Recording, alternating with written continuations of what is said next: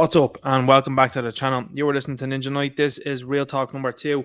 So I want to say a big shout out and a big thanks to everybody that listened in last week. Last week's episode was very successful.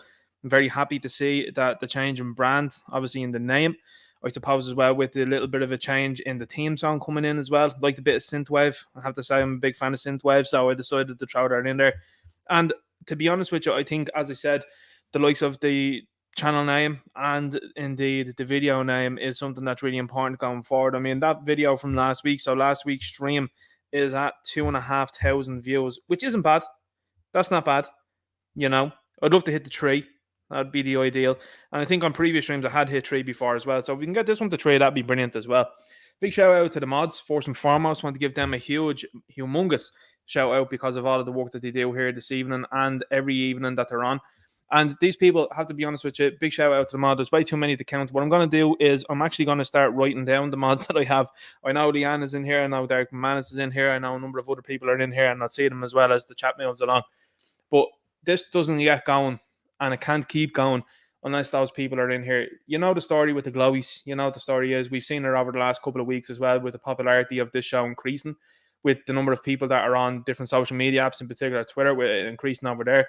And we're seeing a sustained and constant attack on people that are pointing out and noticing what's going on here in Ireland. I mean, you've got Twitter accounts out there dedicated to getting their jollies out of people being censored and their speech being stopped here in this country to let people know what's going on outside of this country.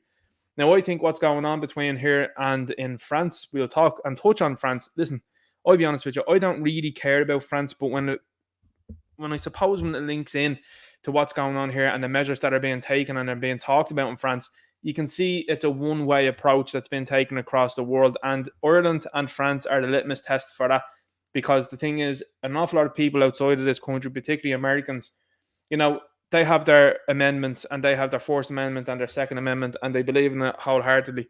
But they look at this place and they say to themselves, what's the story over there? How come their speech has been limited and how come these people are allowing that?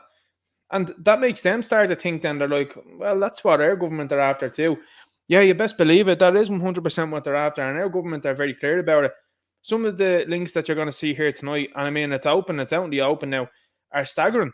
And these people that are in charge, and I mean, as I say, in charge, these people that are being told what to do from other places, because no rational, logical individual does what any of these people are doing in governments just on their own will or supposing their own interests. You don't do that. I mean, you have these people now coming out crying, saying that they're afraid of people now. I'm not surprised. But imagine being a person that's in the likes of An Garda Síochána or Defence Forces, you know, serious individual, not some of these people that were running around with the likes of the rainbow colours there over the weekend. I'm talking about serious individuals that are sitting down with these people, looking at them going, I can't say a word here. And that's the problem with these guys. These guys are saying that to themselves. They're self-censoring instead of saying, hang the phone here. What I should say, hold on to the phone here instead of saying hang the phone here. You know, someone might say a different connotation for that there. Hang up the phone. So anyway, when you have these people in this room and they're going, oh my God, I feel so threatened by the population of Ireland. None of these people in uniform are going, why do you think that might be? Is there anything that you've done? That's the first thing that you do. And I mean, everybody knows this. I know this when I was growing up as well, when I was a kid, obviously, as we all were. That if you got up to something, your mum and dad asked you what you did. So, you know the way, like, if you were out and allegedly, speculatively, we started early here tonight, you might have been in a bit of trouble. You might have had a bit of trouble with another individual. Well, my mum and dad were of the ilk that they would say, well, what were you doing? And sometimes, obviously, it would be nothing to do with you, and you would get the blame and you would have trouble with somebody because for no reason, because they just didn't probably like the look of you or whatever like that, or whatever clothes you happened to be wearing that day. Other times, though, there was reason and cause for them to ask those questions because, you know, two sides to every story. And in saying that as well, too, when there is an argument, there usually is two sides to every story. And one is an antagonist and one is a protagonist. But sometimes two people just clash and they don't get on, and that's just it. So at no point in time have any of these people, the media won't do it, of course. That's why they don't like citizen journalists. That's why they try to talk people down. And indeed, that's not working anymore. So they've gone to the next juncture, which is they've decided, oh, we'll just silence these people altogether. Well, that's not good either, because guess what? There's other apps that are out there that are welcoming people in. I mean, we've got an amazing stuff here on to show you tonight from Gab. Gab is just leading the way, in my view. And you've got these people now that are in this situation in government that aren't being checked by anybody in uniform to say, yeah, hang on here, there might be a specific reason as to why these words are coming your way. Are they afraid? What's the story? You know, I seen a post there yesterday. I didn't screenshot and put it up. I'd probably do a video of it just for the laugh. And the laugh, because, I was looking at Dave McSavage earlier on, and he was taking the pistachio out of RTE and laughing at them. We'll be talking about them tonight, but obviously, that there's a distraction. You know that that's a distraction, that Ryan Tubridy stuff. You know that, okay? So I don't have to go too deep into that. And he was talking about them. So when you're looking at people now starting to question things, it's great to see that. And with these people in government now, you've got the likes of Simon Harris. That's what I was talking about there. Simon Harris put out a tweet there the other day. I think he was in some sort of college, and he was saying, hi guys, great to be out here, and I am telling these guys about third level education. Is that the third level education that you never finished, Simon? Is that the one that you dropped out of, isn't it? What were you doing, a photography course, was it? Or was it a French course or something like that? Something Mickey Mouse anyway, and El Simon couldn't pass that. What else happened, Simon? We were telling them about that there was 18 of these things before the 19th one came along. Do you remember that one? Do you remember you said that in the DOS, Simon? Do you remember that one? That's hilarious, isn't it? So anyway, that's the type of guy that's out there now in a specific position in government. And on Twitter the other day, I quoted him, and I was just like, imagine this fella telling you to stay in college when he dropped out, and look where he is, look where he is now. And not only that, then he thought there was 18 of those things before the 19th one. Isn't that hilarious? Now, that tweet has actually ratioed a sitting minister. So a sitting TD has been ratioed by me on Twitter. The game is up now, because guess what's happening now? And I'm not claiming that I'm the one who started it. I certainly amn't, because I've seen it elsewhere with other people that are into data and statistics. Now, something that I'm interested in, obviously, as I do repeat to you, is data and statistics, because an awful lot of the time there's no getting away from numbers. Okay? Now, I'm not a mathematical genius. I wouldn't say that I am, nor would I ever claim to be. But when I see numbers in front of me, I'm like, well, that's pretty obvious. And what has happened over the last week or two from a lot of people online, and I'm telling you this now because I've seen it and I've showed you in previous videos, and I will do in the future, there are hundreds, you will see them tonight here in the screenshots that I have, hundreds of comments in disagreement with a sitting minister, with a sitting TD. And it has tens of thousands of views and not very many likes. So we're getting to a point in time, and this is why they're starting to ramp this speech stuff up and the surveillance, because that's another thing that they kicked in during the week. They're trying to surveil people through their mobile phones. That's not actually, I think I'm actually mistaken when I say that. They have the ability now to do that. They're spying. Like, these are things that they would criticize, and rightfully so, would criticize the likes of China and America and various other countries that would be up to no good like this. These same people are out there running around with certain individuals and certain other organizations and are pretending like they're interested in your human rights. These people couldn't care less. And now you're getting to a point in time where people are realizing that, which is absolutely phenomenal. And in the comments, in all of these politicians' comments, are people that are negatively commenting towards them, which is called negging online. And there are people that are just disagreeing with them. So I've seen more comments often than not now, and make your own thought of this as you will. There's our side, obviously, who are like, no, we've caught you now, we know what's going on here. And then there's people that have been in the middle that have only kind of joined in on what's going on, and they've just been woken up, and they're like asking questions underneath posts. They're like, how come you only have 20 likes and you have 58,000 followers and you've got 100,000 views? That doesn't make sense to me. And not only that, not an awful lot of people seem to agree with what you were saying. So those people are coming over to this side. So that's great to see that. They're about a year behind us, because when they get into what's going on and know what's going on, and they can see the ones and zeros like you and I can, then it's going to be fun. But then you've got the other side, and that's the left. And the left have gone very quiet. Now, Satirical Soldier put up a great post there earlier on, and he was talking about it on Telegram, and it was a phenomenal one. And all he was saying was, he says, these people seem to have quieted down an awful lot. I can only hope that they've disappeared. Now, he was talking about last weekend, he made more commentary than that, I will say. That's all you can say on this platform, I suppose. But there are people seemingly disappearing and voices disappearing like really quick from the left. And I don't know about you, but certainly when these people were championing the idea of having 4 and 5 and 6 and 7 and 8 of these things and telling you to get them 5 or 6 times a year, like from now on, I'm hoping I'm hoping, like satirical soul, that there are voices there that have just quietened down and have gone away. Now, you might say, well, that's a bit callous and that's not nice, Ninja. Well, this is where we have gotten to because of those people, and those people have been given massive influence online. So if those people go away, well, that influence starts to fall off. And I'm a big believer in, if you can see it in one sphere, you'll start seeing it in others. And what do I mean by that? Well, I can see it in the social media world. Now we can start seeing it in the entertainment world. So you'll see a number of reviewers that are out there, people that I like, and look, it's not a shot at them or anything like that, but I just wouldn't pay to go and see a movie that I know is going to be absolute dirt just to get a few clicks. You might say, well, Ninja, you're losing out on that, and I agree with you to a point, but I'm just not paying to see the movie. But you were seeing the likes of The Flash absolutely go down the toilet, the flush they're calling it online. You've got Indiana Jones and the dialysis of destiny is what they're calling it now online. Like, no one's talking about that. It's just out and gone, wet fart, gone, gone skis, right? And all of these left-wing wokest films are starting to go away. Little Mermaid, the same thing. They've cancelled plans for any follow-ups to that now. And what is happening right now is a writer strike. Now, what is going to happen as a result? And this is what people in Hollywood are suggesting. This is a moment in time where Hollywood can get rid of woke scripts, woke directors, and woke activists from their writers' rooms and go back then, because these people are stupid, make no bounds about that. But they see the likes of John Wick 4 being a mega success, and they're looking and going, I'm Disney and I have a massive IP in Star Wars and Indiana Jones, and they're going down the toilet. I am Warner Brothers with a massive IP in DC and it's going down the toilet. I'm looking over here at Marvel doing the exact same thing too. And then you look and you see the likes of a no-name studio pretty much banging out 4 John Wicks and everybody loves them. You're seeing them do Top Gun 2, a movie that an awful lot of people said, probably won't succeed. It's way too long after the original film. Whoosh. Total success, because they're just normal movies. They're just movies people want to go and see. And I mean, it's like people now are starting to retroactively look at The Punisher from 20, was it? I always do this. So you say 2014 or 2016. I'm in that habit. 2004.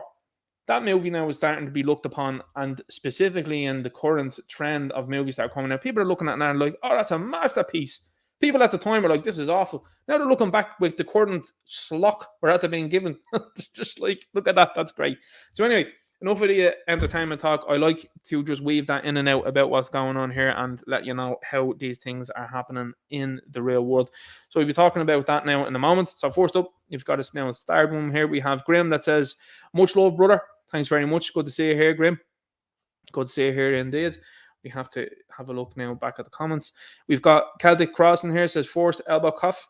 Don't cough too much now. Make sure you're 6 feet away. Make sure you have your face nappy on as well too. Make sure that you have 6 of these things into you. And that's something that Tate said only a couple of weeks ago. And I've started to adopt that now with people as well, by the way. People that are mad into this stuff over the last 2 years, I've started to say things like that to them. I'm like, have you, hang on here now, 6 feet away from me there. And they're all looking at you and they're like, what? And I'm like, well, do you have your face nappy? Do you have 6 of them there? Can you show me? And they're all looking, going, what are you doing? And I'm like, well, you didn't mind this last year. So I'm just making sure that everyone's safe here. I'm making sure everyone's cool. We're getting an awful lot of these cases. There's more and more of them popping out now over the last while. And you've got Madonna that's in a bit of trouble now as well. What was she saying recently? Oh, she was saying that she has 2 of them, was she? All right. Okay. Well, that's not, you can't just look at that and say to me that's just happens to be coincidence, can you?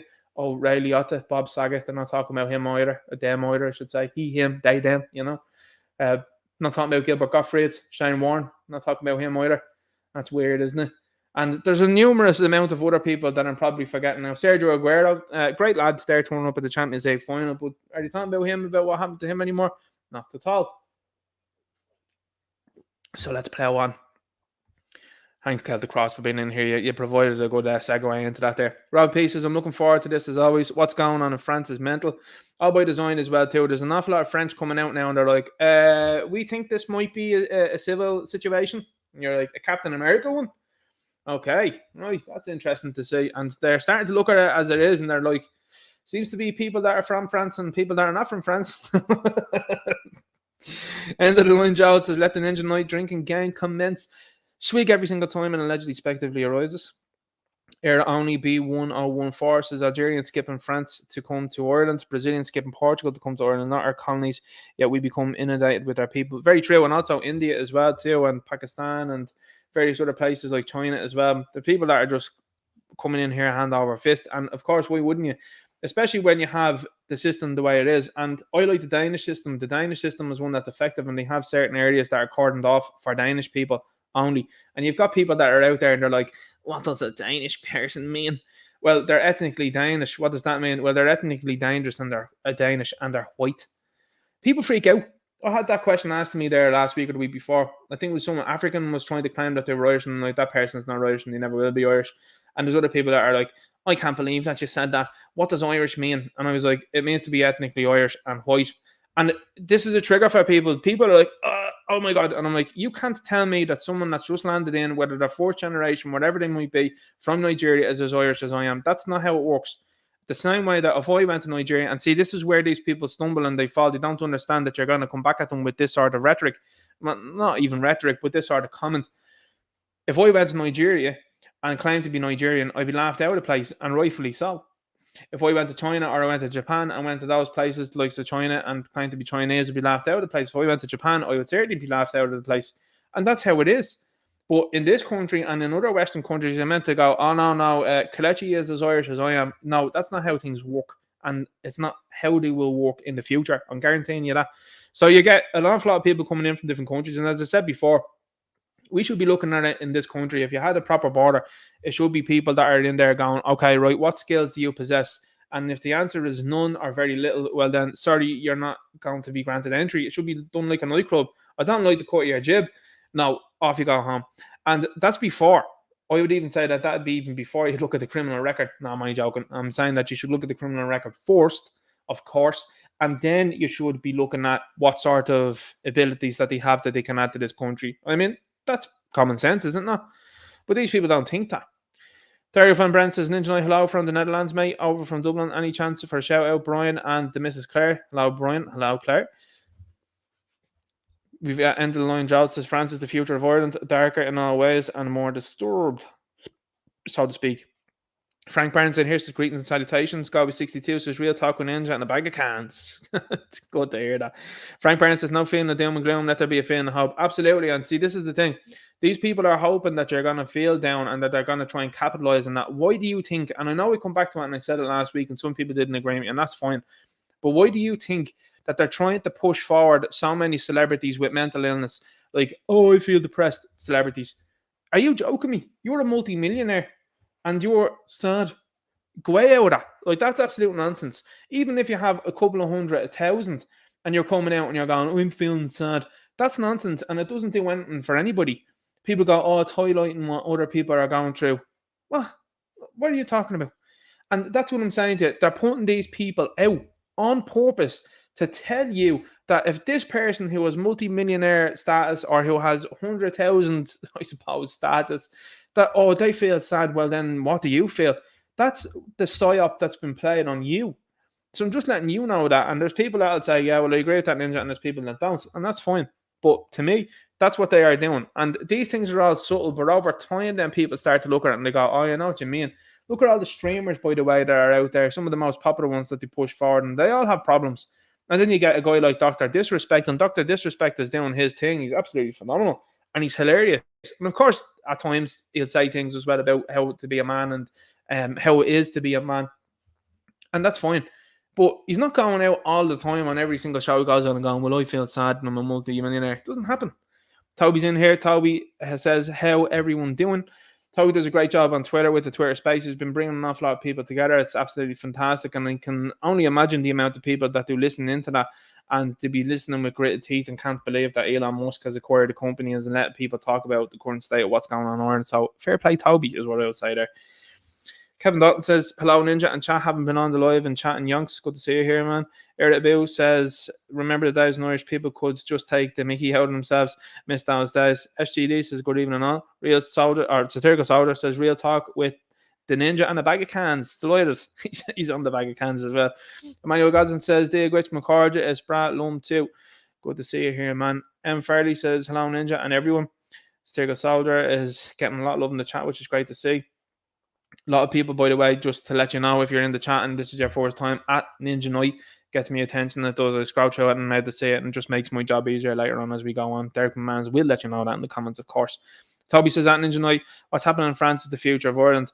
For sure, absolutely 100%. And what's going on in France is they have been overrun for far too long.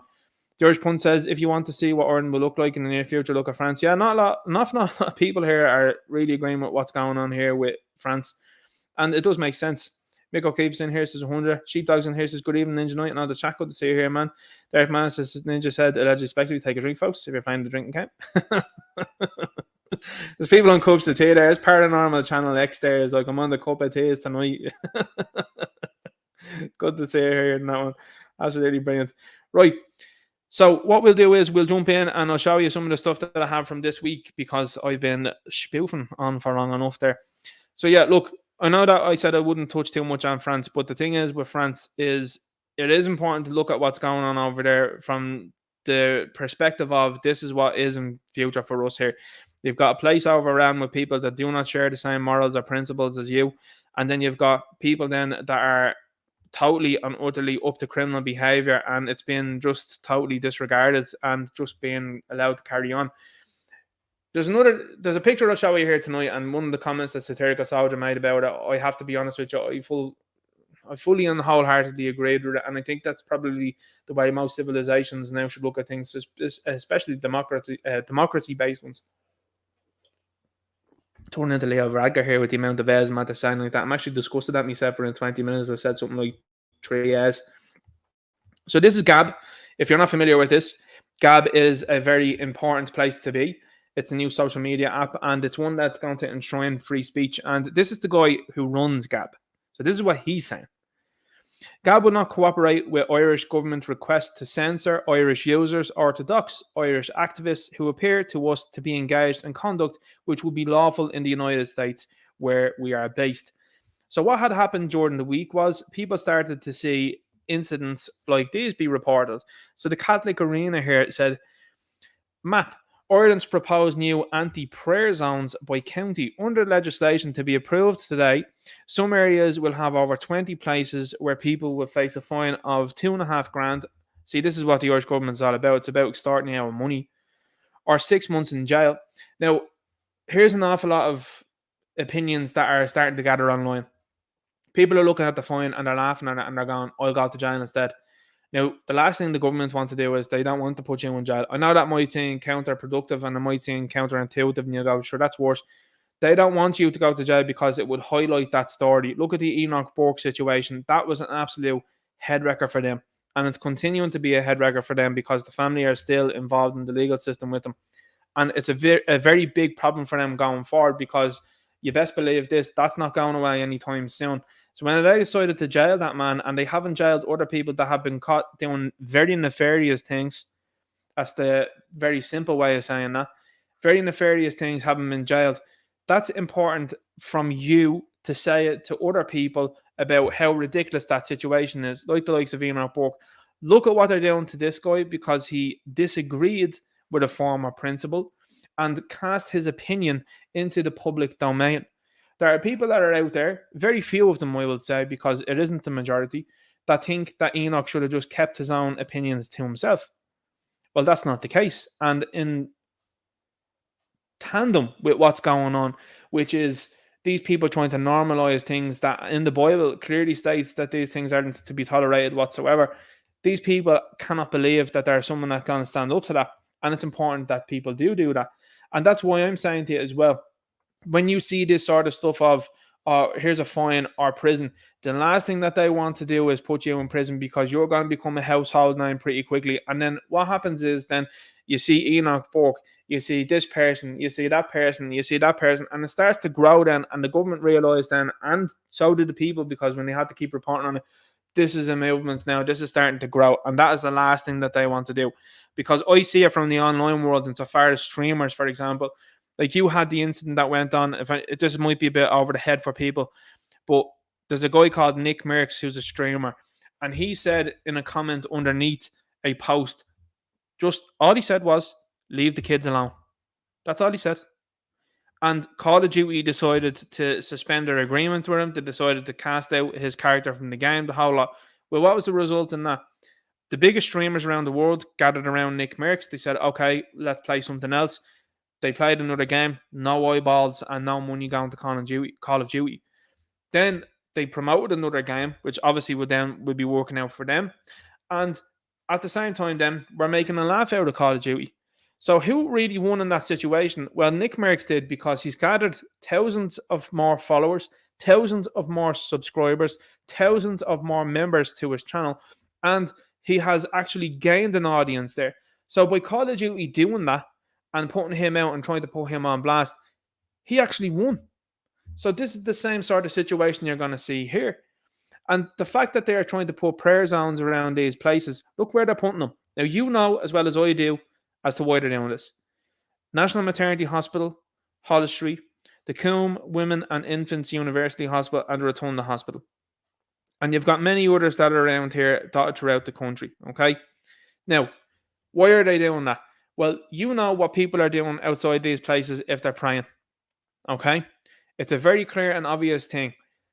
This is how out of control this government is. This government are so out of control that they are denying people the right to pray for the souls of individuals, and I would say children, that haven't had a chance. That's the very simplest way of saying it without any sort of issue being accrued here on this platform. That's the way you have to talk about it. That's how disgusting and how awful things are on this platform.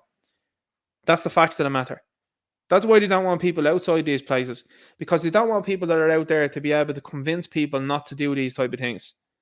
Now, I don't know about you, but I think personally it's one of the most heinous things that someone could ever do. And I think it's laughable when you see people that are out there that have geeked out them for the last couple of years about human rights, and they're running around the parade last weekend there. And they're some of the biggest proponents and supporters of the stuff that's happening to kids.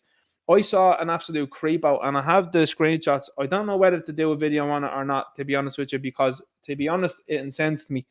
And it's very difficult to make me do that. But this guy was commenting under a post that was made by a woman, and she was talking about coming to Ireland and speaking for the unborn. And this guy was saying he was delighted he voted for it. Now, what things do you think were in his profile picture before you had to even look too far through it? Well, your man had the likes of the rainbow colours in the profile picture. Then when you went into his profile, of course, he was 1, not 2, not 3, but around 4 doses in at that stage. So please God, all going right there, you know yourself there. And he also then had the blue and yellow flag. So he was 3 for 3 on things that were nonsense. Well, I should say 4 for 4 on things that are nonsense. And then was actually advocating specifically for evil. So that's where we're at now at this moment in time, that an individual like that was happy enough to come out and say something like that and to behave that way. Now, he quickly deleted his comment after the fact, because I then obviously swept in and said, what an awful thing to say, but God will judge you accordingly. And this guy didn't like that, because these people obviously don't have any sort of inkling that there is a higher power, which there absolutely is, and God is on their side. I do firmly believe that. And these people are afraid of that, because ultimately these people know that what is coming back now is strength in faith. And indeed now, this tolerance of nonsense over the last couple of years is done and over with. People are done kowtowing around and tiptoeing around these people. They're telling them what they think of them, and certainly telling them where they think they'll go. And I do firmly believe that. So in fairness to Torba here, he's walking the walk here, and he's saying things that to me are important. Again, he says, we are keeping close tabs on the Irish government's hate speech bill. If it is enacted, we will do everything in our power to subvert it by exporting the First Amendment to Ireland, as is our right under our constitution. You know, here's the thing. I like the First and Second Amendment in America. You see, you've got these globalists that are running around here in this country now, that are running the place, that want to make us like everywhere else. Well, I tell you what, if you want to do that, let's bring in what the Americans do. How about that? Free speech and indeed the Second Amendment. I absolutely love both of them. I think they're a great idea. And I think it's something that needs to be had right now. Because certainly when you're seeing the numerous amount of attacks, I think there was another one there on a woman down in the Phoenix Park, I think, or local to her anyway, from what I understand, if I remember correctly. And there's people that are terrified to go out now.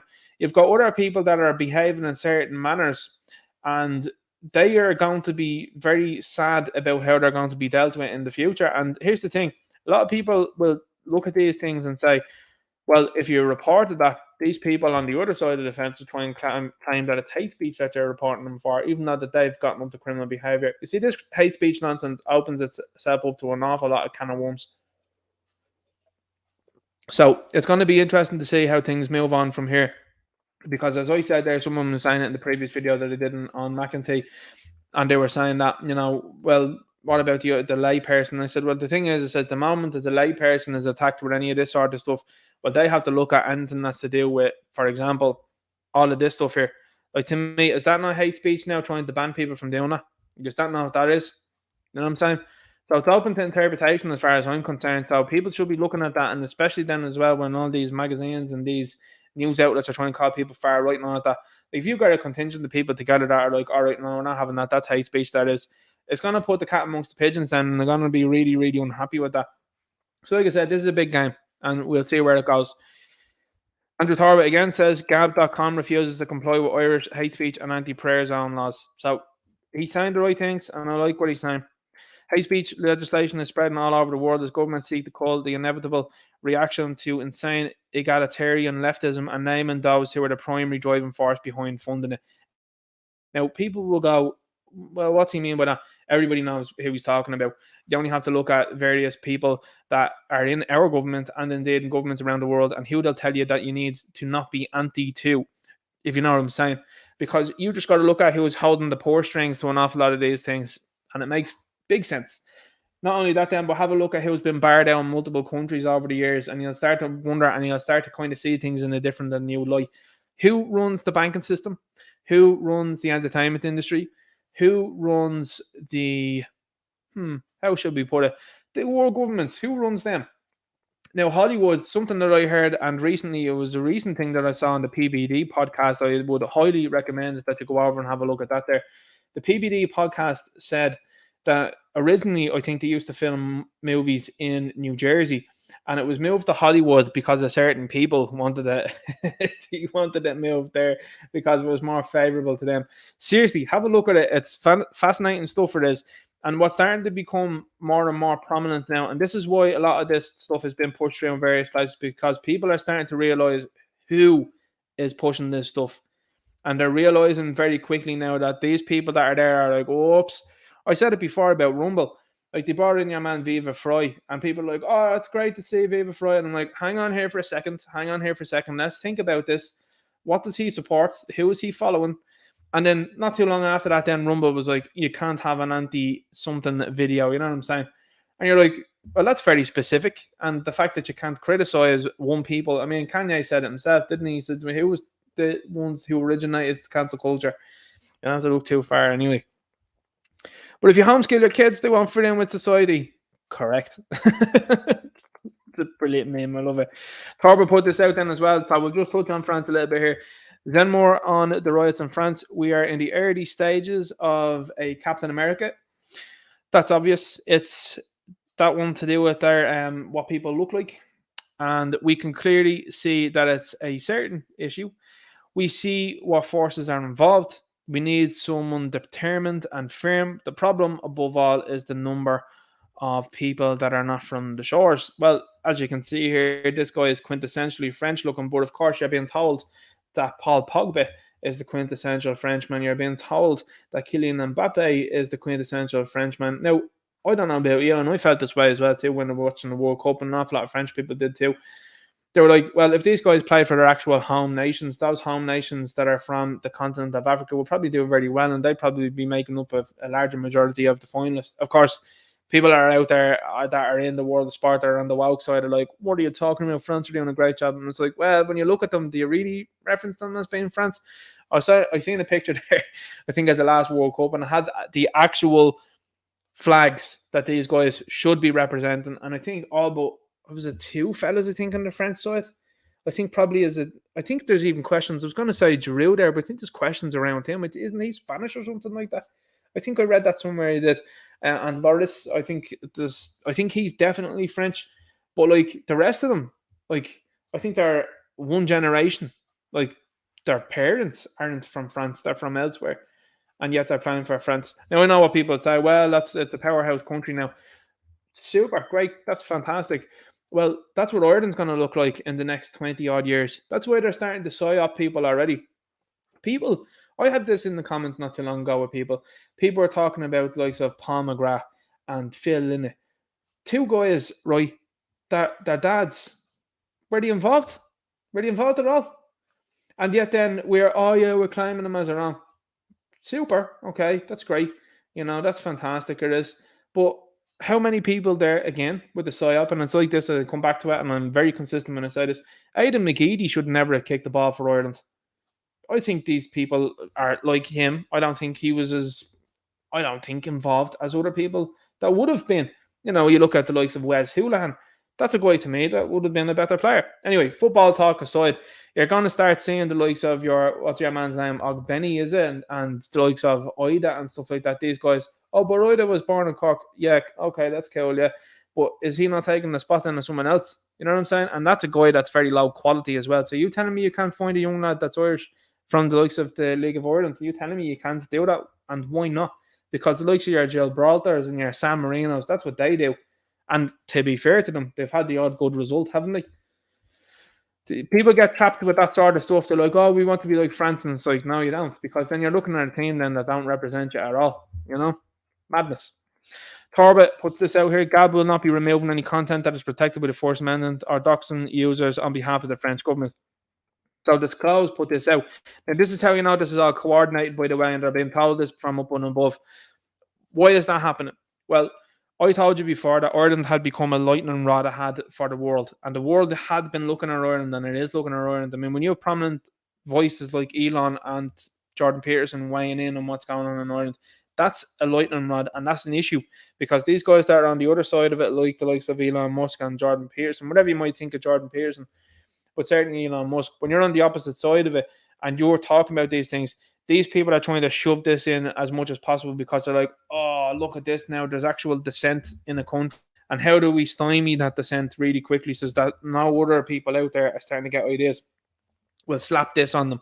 So it makes sense, doesn't it? When you think about it like that Ireland and France are the ones to be floating this sort of talk out with other places starting to try and float it out next. Now, places that you don't hear about, and all I'm saying is you don't seem to hear about these places anymore. Sri Lanka.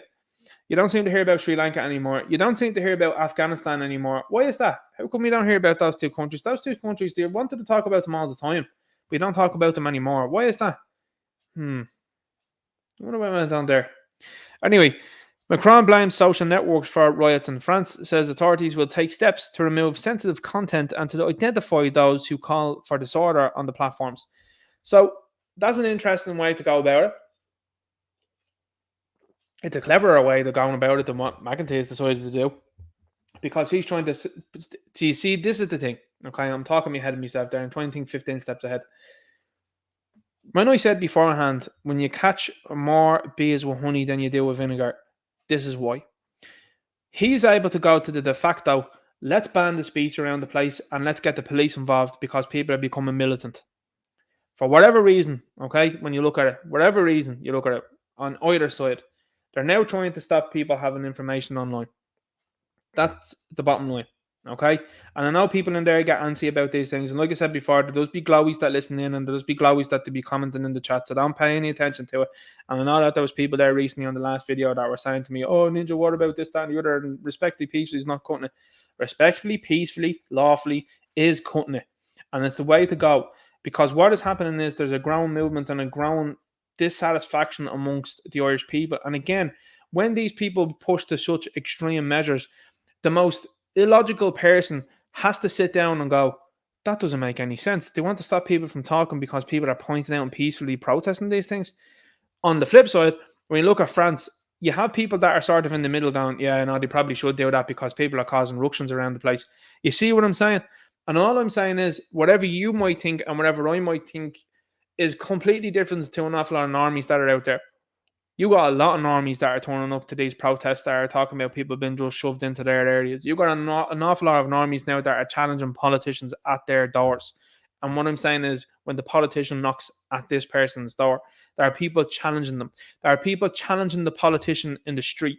The video that came out there, obviously, of Paul Murphy, a successful video, and of course, full and total credit to that woman, because that woman, without that video, that doesn't get done. And the fact is, most people look at that and they go, "Oh, fair play to her. I'd vote for her if I was in that place then." And you're saying, well, there is a movement gathering, not someone going out and doing naughty things. You know what I'm saying? And that's what I'm saying when you look at France here. I know some people get antsy about these things and they go, "Oh, relax. Just calm down for a moment. Relax about it." These people are trying to play a long game, and what they're trying to do is they're trying to drive you into a trap to make sure that they can shut the door quicker. These people are trying to play a very, very long and tedious game. Our government have messed up.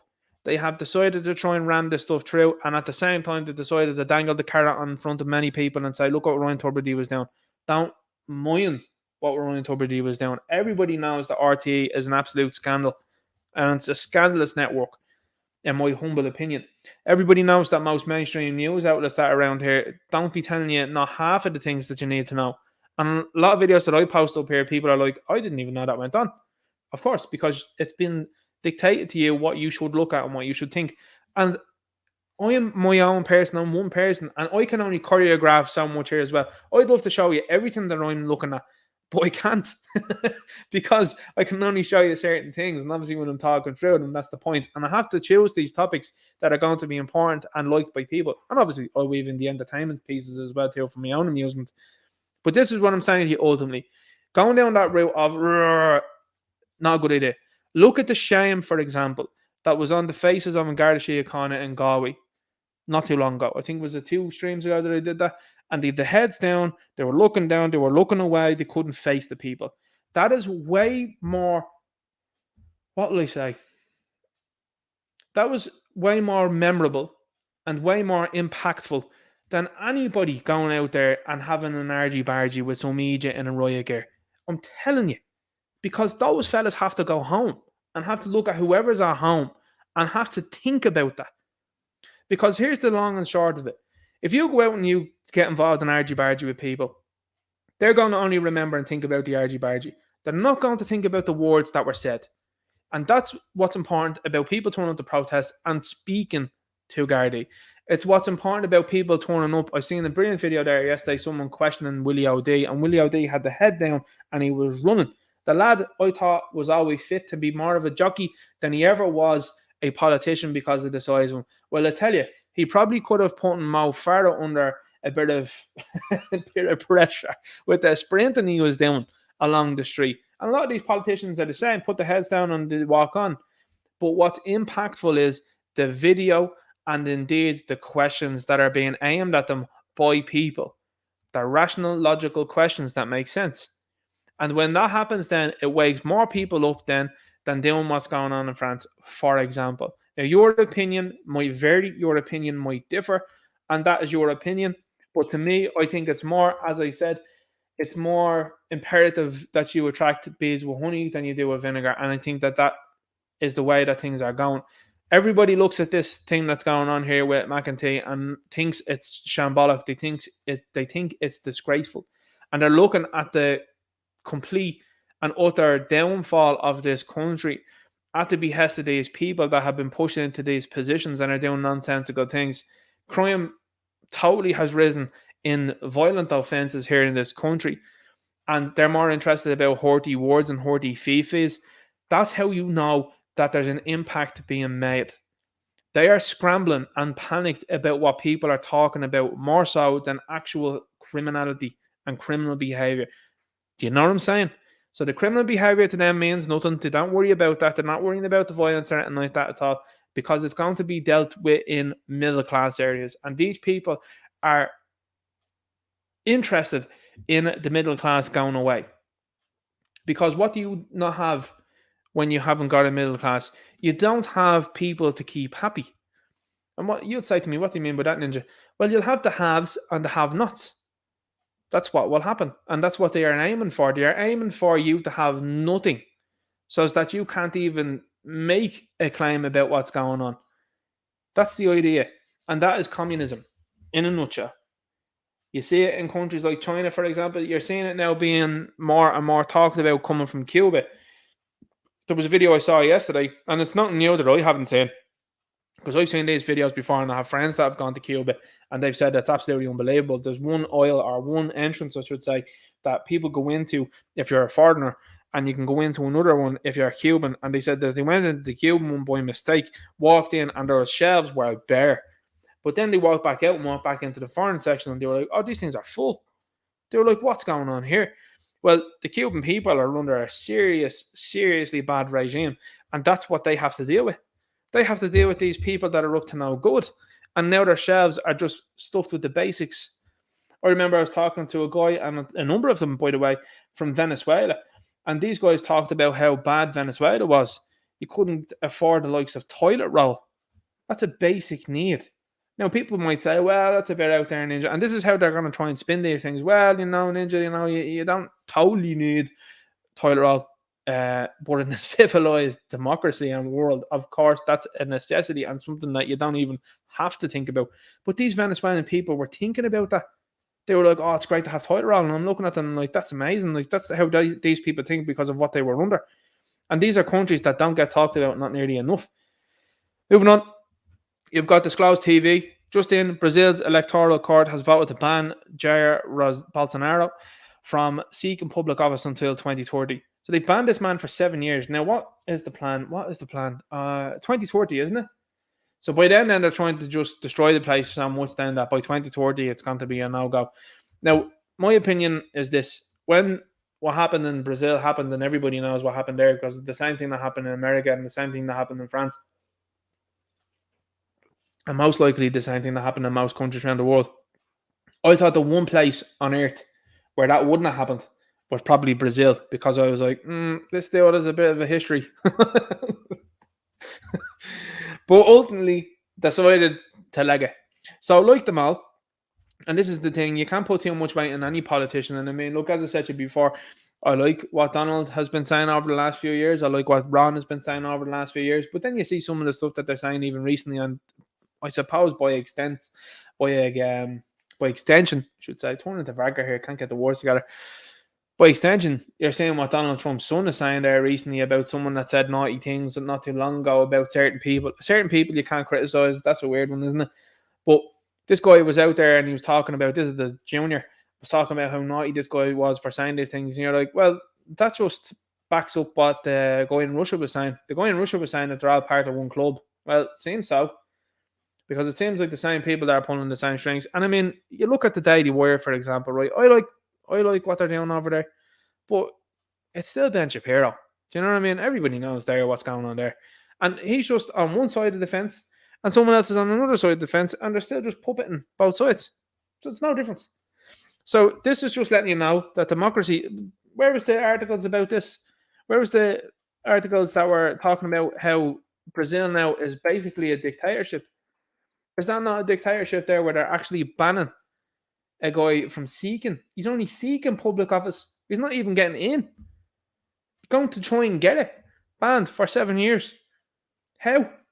The fellow that's currently there is as corrupt and as criminal as anybody that's ever sat in the place before. I mean, they widely dictate and tell you about that on Wikipedia. Wikipedia is not a trusted source, Ninja. Come here to me and I tell you this, right? The facts of the matter is, that's their page. They've actually written it and told you about how criminal your man is. The guy that's running around the place now at the moment. That's a dictatorship. Like, no articles, no mainstream news talking about it. But here's the thing. And I make that mistake too. I do make that mistake. Calling it the mainstream news. That's nonsense. Calling it the mainstream news is the wrong thing to say. We're the news now. Mainstream news is done. And when I say mainstream news, calling the likes of big organizations that people aren't interested in subscribing to anymore, they're not interested in tuning into anymore, calling them the mainstream, they're done and over with. They're part of the dinosaurs now. They're done. They're finished. And they're looking for a new model. That's why the likes of the podcast gang, they've tried to seep their way like Spectre. Do you ever see the symbol from Spectre where it's a big octopus? They've tried to wrap the tentacles they have. It's very appropriate. They've tried to wrap the tentacles around all of these podcasters, by the way. Look at some of the big ones. Have a look at who go loud on. Have a look at them. And you will notice that they've wrapped their tentacles around all these people. And what are they talking about?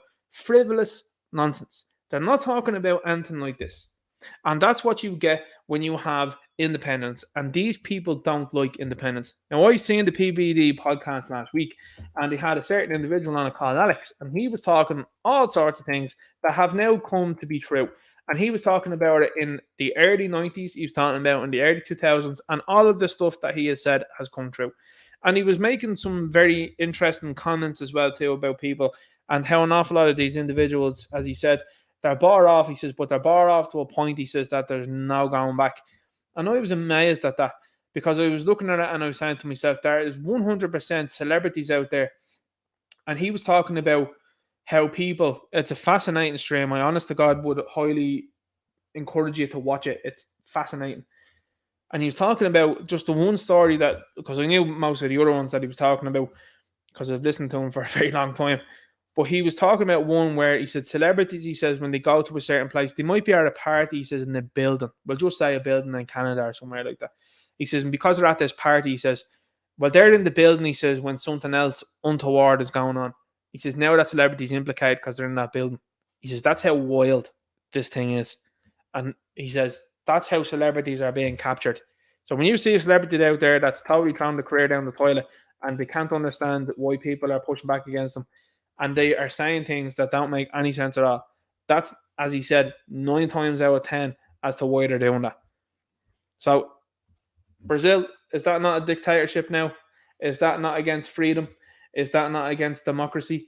Are we not going to see worldwide television talk about this at all? No, of course not, because you're not tuned into that anyway. But they ain't going to talk about that. Now, if this was Donald Trump, for example, if Donald Trump turned around and said, right, lads, the Democrats now, through the courts, are banned for 7 years because of what they did. Could you imagine? Could you imagine the upheaval about what's going on? Like, could you imagine what would go on? Now, that would be, in my view, what Bolsonaro should have done. What happened here is what he should have done, probably. And people go, oh, well, hang on here, Ninja. The bottom line is this. You are dealing with people that have no intention. You telling me that they're going to openly ban this man till 2030. They're going to just extend that. They're going to keep it going. These people, once they get a hold of the keys and the reins, aren't letting go. And it's going to be very interesting to see what happens in America next year, because America's going down a very dark path. And at this moment in time, I don't know what they are going to try and attempt next year. And we'll see what happens from there. But there's no way that they want Trump back in, for sure. They have unequivocally said that. And Jones said the same thing himself. He was like, these guys, he says, there's more trouble, he says, for him ahead. He said, if he goes and tries to do that again. And he's talking about of the sort of, we should say, the Kennedy sort of trouble. He says that's lying in wait for him. And he's like, that's how things are looking now. So we'll see how things go. So America's going to be interesting. We have to keep an eye on that. But let's have a look at what's going on here in our own country. And by extension, what's going on here with the likes of The Guardian. So anyway, you've got The Guardian writing up this here, a far-right conspiracy theory. Okay, so which one has been a conspiracy theory? Because it seems like at this moment in time, all of them have been proved to be correct. There's always a far-right conspiracy theory, irrespective of whether it's actually true or not.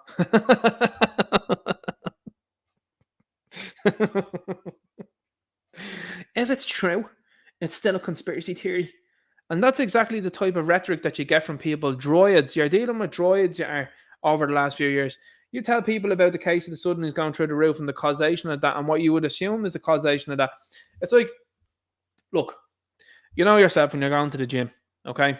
You're going to the gym, for example, and you're talking to a couple of lads that are around there, and you notice after a couple of months you do, Janie, well, Johnny's after getting about 3 times the size of what he already was. The head is gone about 5 times the size of what it was. And then Johnny comes over to you and says, listen, can you let me know if that's what I think it is on the side of me neck? And you turn around. Oh, well, Johnny turns around. Johnny turns around and you go, yeah, no, that's a lot of acne there, Johnny. Yeah, I was thinking it all right. And you look at him and you go,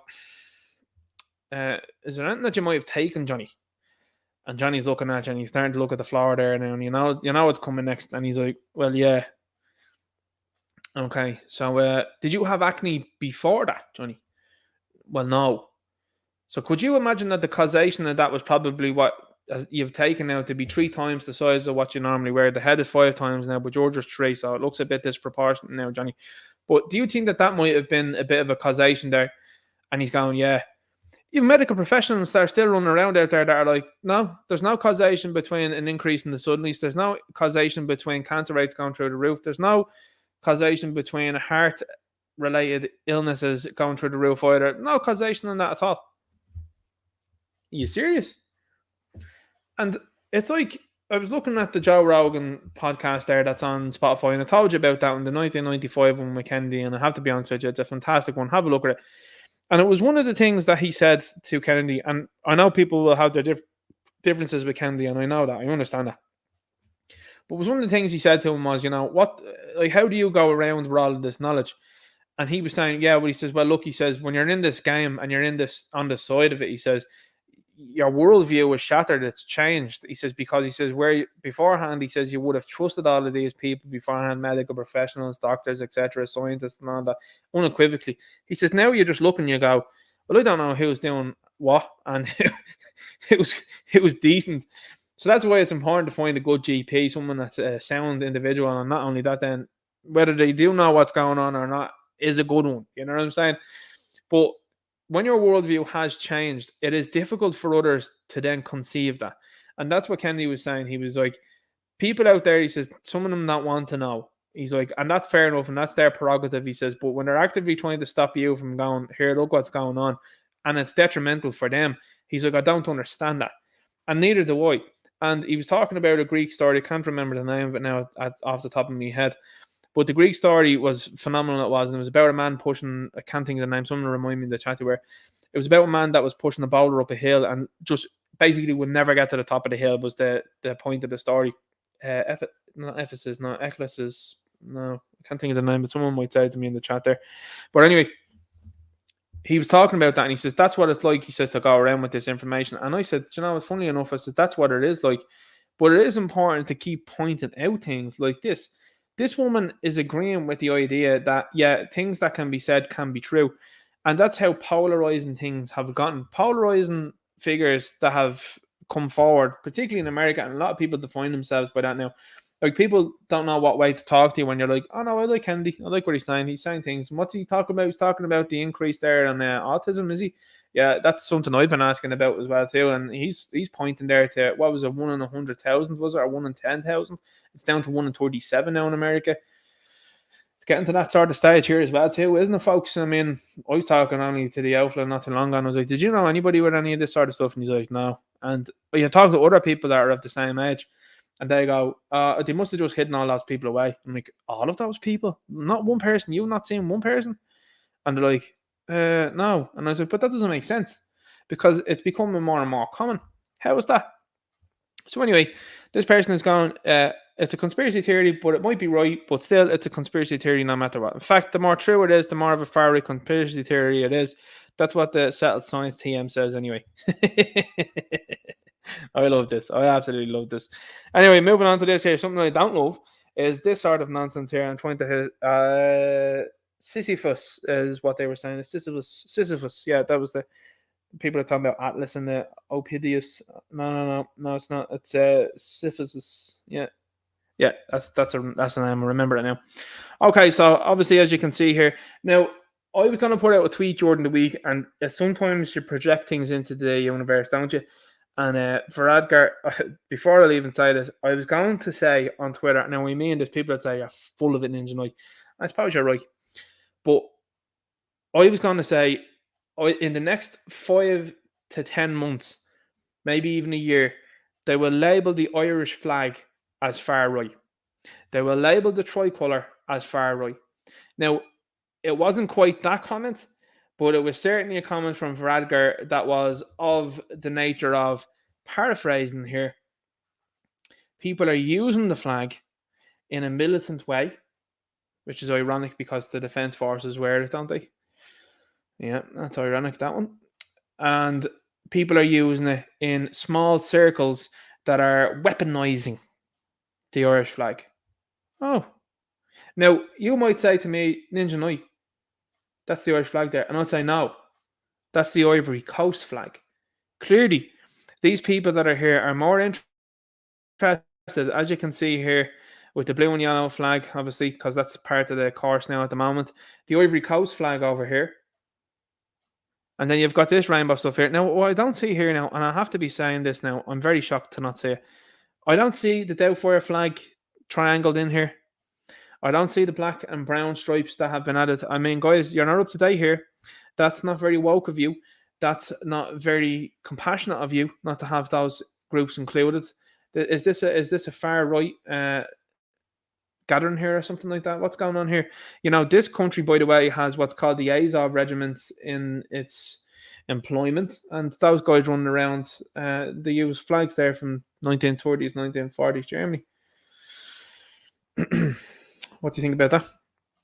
So anyway, this is something else that had been noted online, and look, you know, it's no surprise. You've got an individual there wearing a face nappy, of course. You've got Roderick there, and not one of these individuals, most of them obviously not of this land, I would say, from this picture here, but not one of them, like all of them, ugly. What was that Schwarzenegger said in Predator? Oh, an ugly and mad off. Anyway, we'll keep going from there. So you've got these people that are out there that are fitting the bill every single time. I keep saying it. It's never anybody that's more than a 3 out of 10 that's including themselves into any of this here. It's totally the opposite. Nuts it is. Ugly hair and Irish Defence Forces. Now, the satirical soldier, these are up to date with the flag. These are up to date with the current flag. The satirical soldier was talking about this, and he was saying, and he was right about this, he was too, by the way. He was saying that what the Defence Forces would be better off doing is they would be better off giving the boomsticks to the citizenry. And you know what? I don't disagree. I actually genuinely don't disagree with that. Because at this point in time now, what's the Defence Forces doing this? It's a clear bias, and this is a big problem there is, and it's going to be a big problem going forward in the future. So we'll see how this one pans out, we will. But this certainly is not good when you see this sort of stuff. And I'm sure an awful lot of people that are in the Defence Forces that don't agree with this and certainly think that this is utter nonsense and probably are looking at this going, well, I don't think this is right at all. Is that not the foil in the flag? No. Is that not the foil in the symbol? But they're still doing it anyway. They're still going on with it. Here we go. More stuff and nonsense about the far right here. Of course, Irish Examiner. Worrying trend of rising far right voice must be dealt with, says Human Rights Body.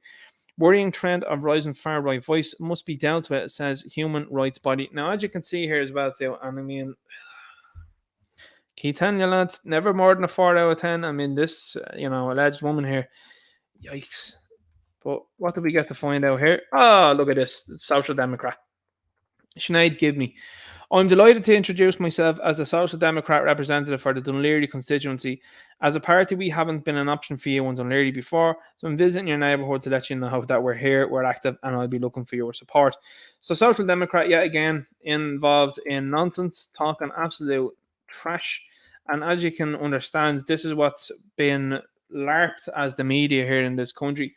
Have you noticed, as well as I have noticed, the ever-growing inclusion of political figures in the media and their opinions? You see, what used to happen, and this is why they don't like independent people, what used to happen was the media used to hold these people to the task. They used to ask them questions. Now these people are actually slithering into the media. Look at News Talk, for example. Leo Varadkar going on there, happy as Larry. You've got Helen McEntee going on to the likes of RT, happy as Larry. You got the likes of Ona Brun there on News Talk, actually hosting in News Talk. You've got these people down there running around on the podcast as well too, and they're not being asked any sort of serious questions at all. And now you see them now hanging around in the media, and some that are even candidates that haven't done well beforehand, that are just being pushed into these places. Funny old world, isn't it, when this sort of stuff happens? But there you go. This also is coming back to what we're getting on to here now. You've got people that decided to spray this out on only 2 genders, and then someone else then decided to scribble over it, more than only 2 genders. Absolutely hilarious. But this is what's going to be, and again, I'm not saying, I'm not endorsing it. I'm not saying people should be doing this. I don't think that should be painted that way. Anyway, that's the first and foremost thing, without the graffiti, and then the graffiti on that as well too. I'm not endorsing or supporting anybody doing that. But You're going to start seeing this sort of stuff be defaced way more now because, and especially by the time it comes around to next year, because not only have you got people that are in Ireland that are fed up with this now, but you've also imported cultures. Just so you know this, these people have purposely done that. They've imported cultures that are intolerant of this. Now, I don't know about you, but I saw the World Cup happening in Qatar and it went off without a problem. There was no arrests made, there was no criminal behaviour, and everybody went home. And you look at that and you go, maybe they're right. And then you have the likes of Alex Scott running on there with our little armband that has this sort of stuff. I mean, I was amazed that Qatar didn't arrest her there and then. It was interesting stuff anyway. But let's keep moving on. So conspiracy theories, obviously, as you know, are true. And it doesn't make sure it doesn't make sure for you to look at these things and say, well, I'm gonna put that onto my conspiracy theory writer and I'm gonna see whether that checks out or not. So anyway, I'm just dropping in this now because this is just a piece of information that I just think you should know as well. This is the fella that's been cast as Superman. So I was just like, as soon as he was cast as Superman, I was like, I'll have a look into this fella. And wouldn't you know it, this is what they're going with. Now, Rolling Stone has put out an article, I think, what was it, 3 days? This is all to distract them, the flash flopping, by the way. 3 days later, I was commented underneath it straight away under the cast, and I was just like, this is an odd choice, isn't it? And how long would it be until they start going around the promotional tour? Because you know that the guy that's been cast as Superman will be running around the promotional tour telling them about people about how he's this and how he's coming from a big family and all that.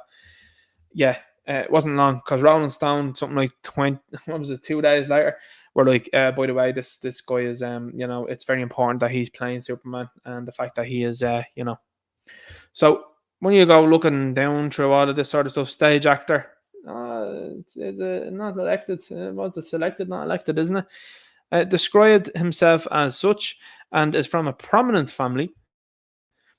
So you are selected, not elected, and people go, well, he was cast in the role. Yeah, for a specific reason. For a specific reason. It's very clear. So anyway, here's a name that's gone around. Bertie says the mistake RTE made was not paying Ryan Tubridy in cash. Now, I've got an article that goes on into this now, and the article that's talking about cashless, the banks are starting to move away from that, and the European Union is starting to move away from that. And, as you know, that was a carrot and a stick to distract people with as well, too, because here's the thing. A lot of these politicians, make no mistake about it, right? The digital currency stuff is bad for you and me. Yes, it is, 100%. But you know who it's really bad for? It's really bad for these government officials, because if they have a complete and utter central bank digital currency, what happens, for example, when, shall we say, the likes of the guys that got into the HSE system get into the likes of banks, which they inevitably will do, because there's enough people out there with time and effort and skills on their hands. Again, I'm not supporting or endorsing people doing that. I'm just saying there are people out there that can do that sort of stuff. They will sit there and they will go through these things, and then they will start pulling apart the payments that have been made, allegedly, speculatively, to politicians. And that will be all out there. With cash, it's far more difficult to tie these people into that sort of stuff. Look at what's going on with Joe and his son there in America. Very difficult. Very difficult. Because they're like, well, there's no proof of that. But, if you've got briefcases, well, sure, there could be anything in the briefcases. There could be suits, there could be shorts, toys, shoes, whatever it might be. There could be anything in those briefcases. It might not be money. And see, it doesn't work out for them. So if it doesn't work out for them, well, they're not going to try it with you, because that would make no sense then as to why they would want to do that. So the eradicate cash, of course, a lot of people, and I agree with people as well too, by the way, this isn't talking anyone down, and I agree with people standing up for cash 100%. I agree with you. Let's make no bones about that. And I'm loving shops, by the way, because I'm starting to see that now.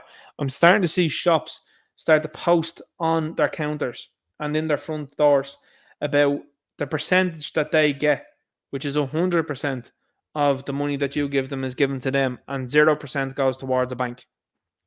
Whereas if you use a card, a percentage of that goes to the bank. So that's a good point, and I like to see shops using that sort of point there. So we're on to Helen here. Thanks to the Bar of Ireland and Chair Sarah Phelan. Okay, I'm just going to stop it there, right?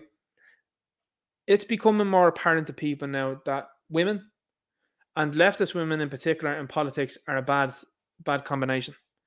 Especially leftist women, because this is the sort of stuff now that you're being treated to. This person in McEntee should be scrutinised and should be, in my humble opinion, be discussed in a manner very negatively by the bar. That's what should be happening. But instead, what you're seeing is you're seeing these people hosting her and giving her a dinner. Then she goes on and says, we share the same goals and can build partnerships to serve our citizens. I don't agree. You're not doing that. Modernise our legal system, nothing wrong with it, and drive through reform. Very negative connotations that are being done here. But look at what's happening also on this post. So, like I said, we've come to a point in time now, and I think many are seeing it now. Just a quick swig there, hang on. Where, whatever you think about women, a lot of based patriot women don't want to be in politics. That's very clear. Very clear. So what you have is you've got politics inundated with leftist women. And these people, when they get into these positions, have lost the run of themselves. So forevermore in history, this should be remembered. And it should never be forgotten. That these are the very people who have upset the apple cart and have destroyed countries around the place. They have destroyed the entertainment industry. They have destroyed everything. And they are cheering about it, laughing about it, lolling about it.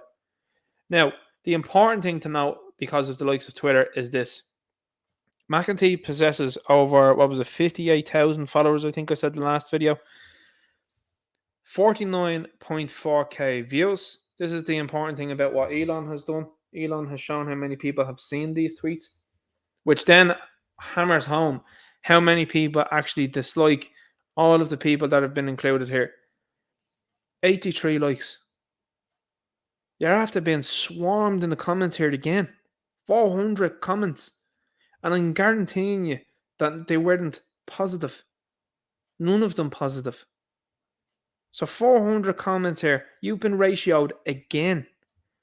So, like I said before, this is all of the political parties in the country.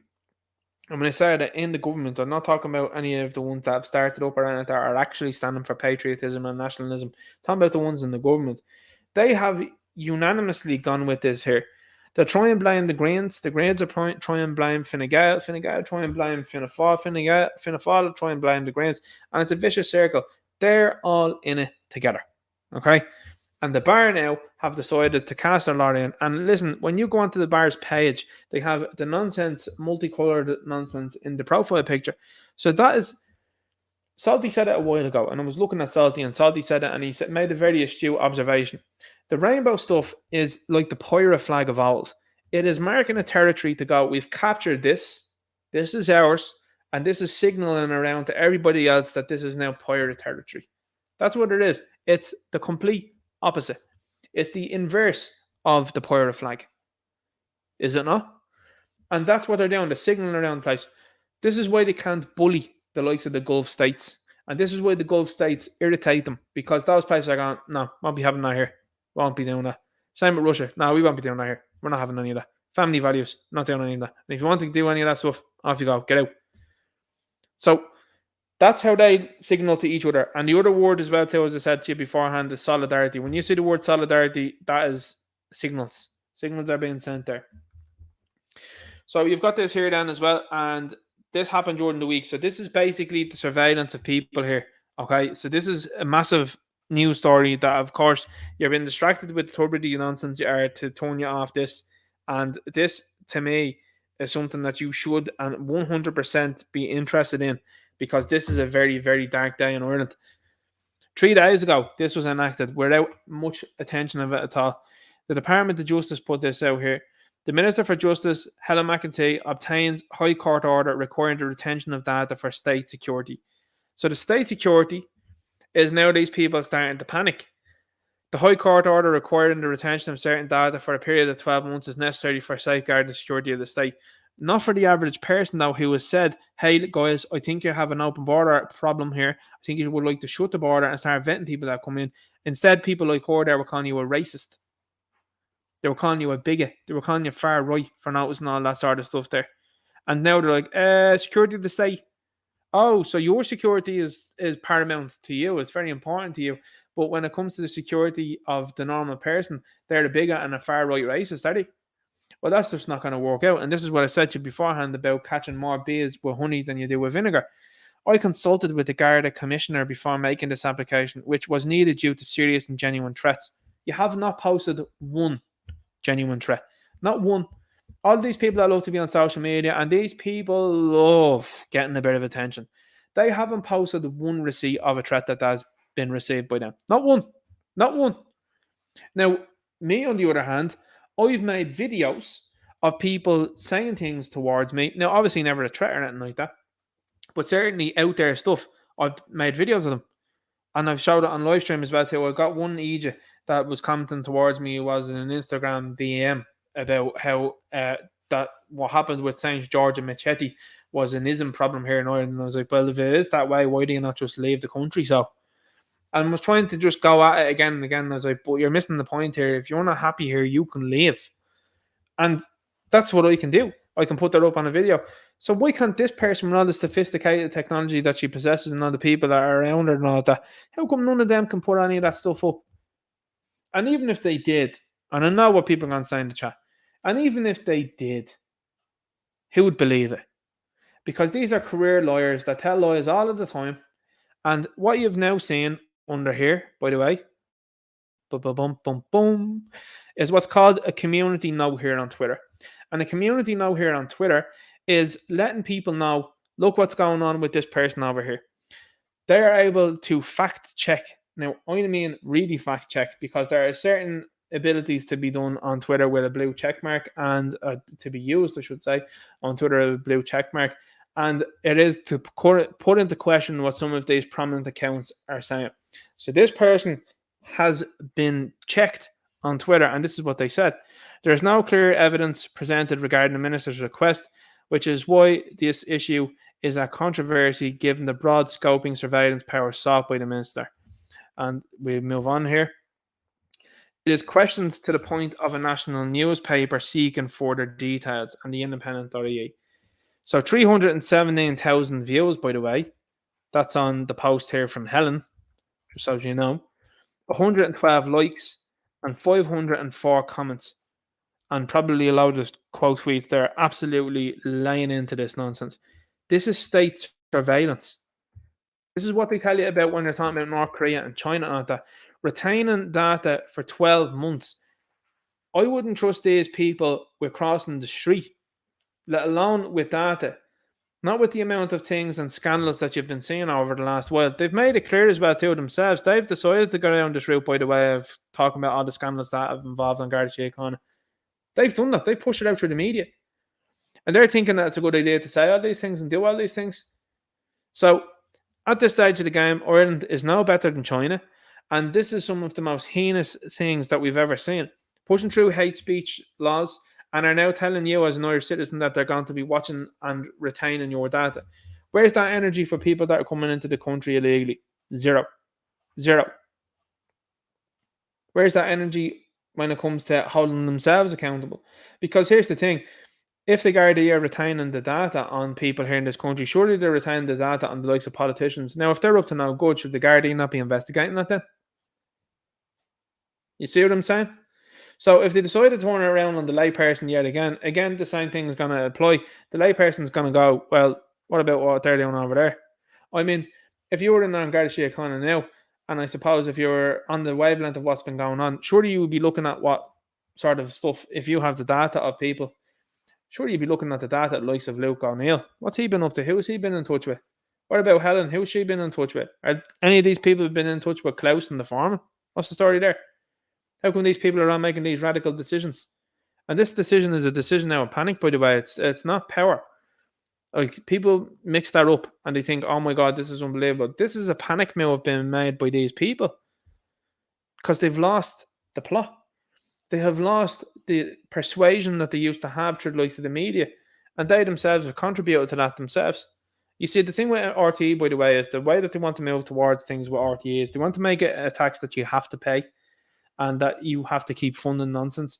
Don't forget as well too, Simon Coveney's brother, Rory Coveney's involved with RTE. Is that not a conflict of interest?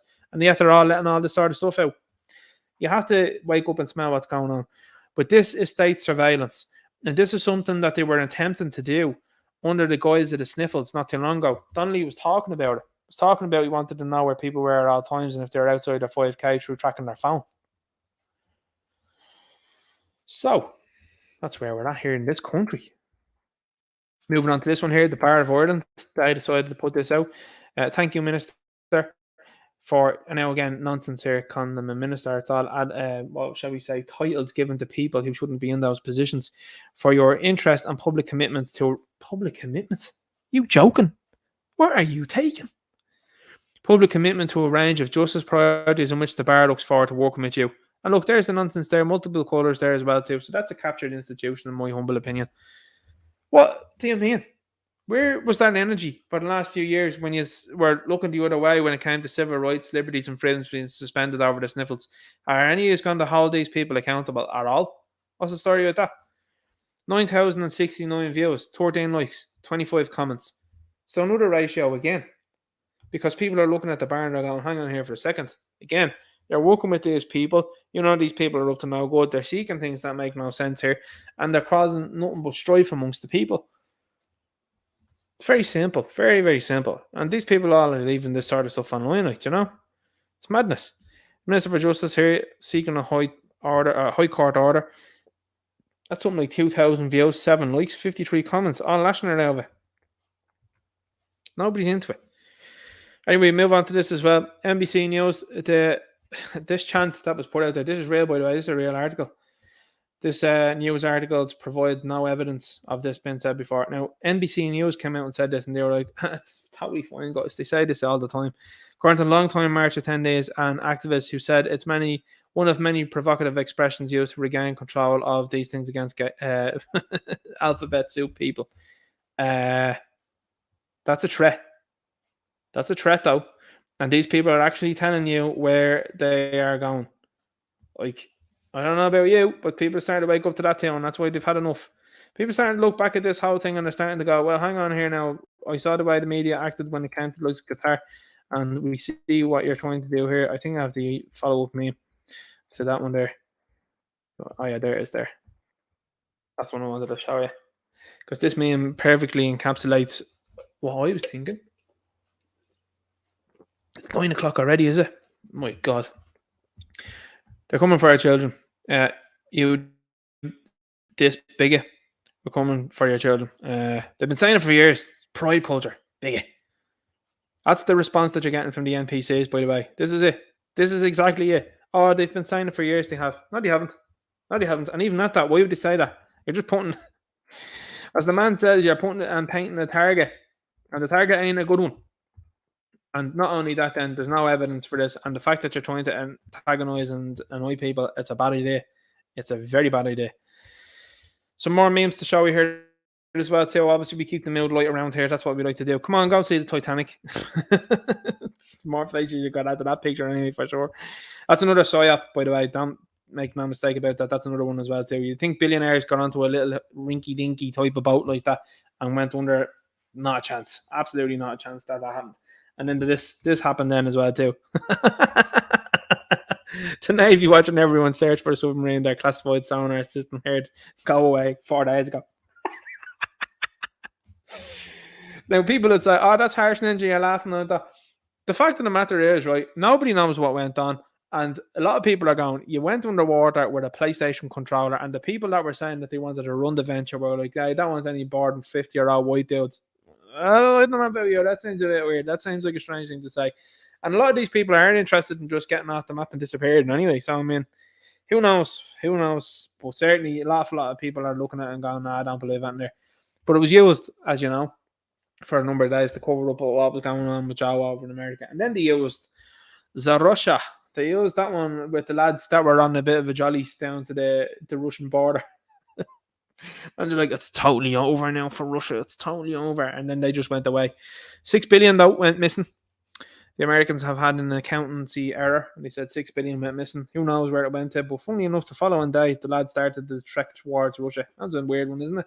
That's almost like people found out what went on there within 24 hours, pointed it to a couple of 3-lettered agencies, and then they had to be like, oh, abort, lads. People know what's going on.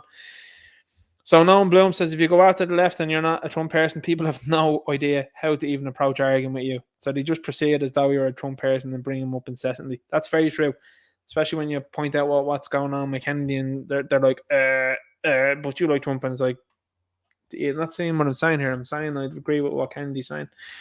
Dem, why do you care about everything that's going on so much? Because of a brain, a soul, and a conscience. Fishes are so done. You've got the worm on the hook, and you've got this there. Oh my god, free lunch. This is what I was talking about. It's just a prank, bro. It's just a prank. But where did that 6 billion go? That's what I'm wondering. That's what I'm wondering. Volcanoes, $250,000. Book yours now. There's a good helicopter for that there. Absolutely hilarious. The memes that have come out are absolutely unbelievable. Keep going here. Did that load properly? Oh, it did. After my fourth whiskey, I swear I heard it whisper, now's the time to tell people what you really think. It does have that ability. It does have that ability. Come on, Madonna. Oh, stop. The memes that come out of these places. Now, this, I have to be honest with you, right? I'm trying not to look at it now at the moment because I just laugh. But the memes, lads, the memes that have come out over the last couple of years, I'm actually not even looking at this picture now, by the way, because if I do, I'll start cracking up. The memes that have come out over the last couple of years have been unbelievable, but instrumental in dismantling narratives within 24 hours. It has been startling to see what people have done within 24 hours and the hilarity with which it has ensued. Now, let's have a look at this and let's have a laugh. When you say Bud Light in the mirror 5 times and Candy then appears.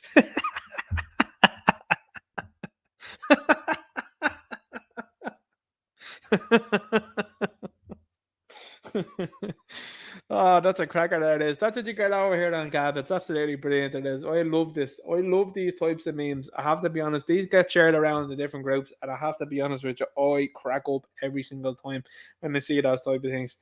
Bud Light. Why don't and Target? If you say Target into that as well too. If you start saying Roderick into the mirror as well too. If you say Roderick O'Gorman 5 times, Candy then appears.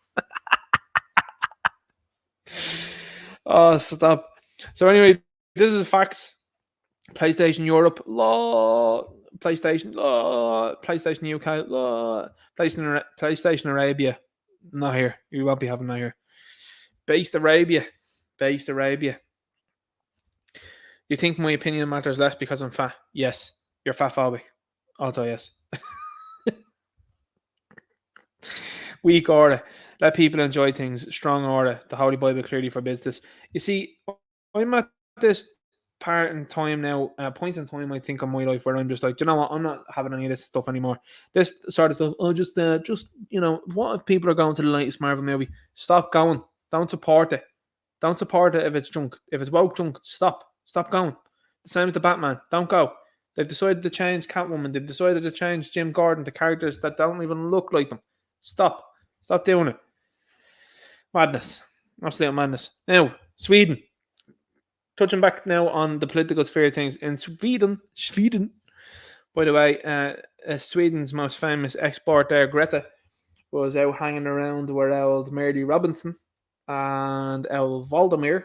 Voldemir, is it? It's very close to Voldemort, isn't it? Only the other day. None of them worried about climate, of course, now. It's always the same. Is Sweden gearing up for Svexit? Second largest party says it's time to reevaluate EU membership because German politicians decide what car you can buy or what tree you can cut down. Boom. This is how things should be going. Now, Sweden is about 20 years ahead of us.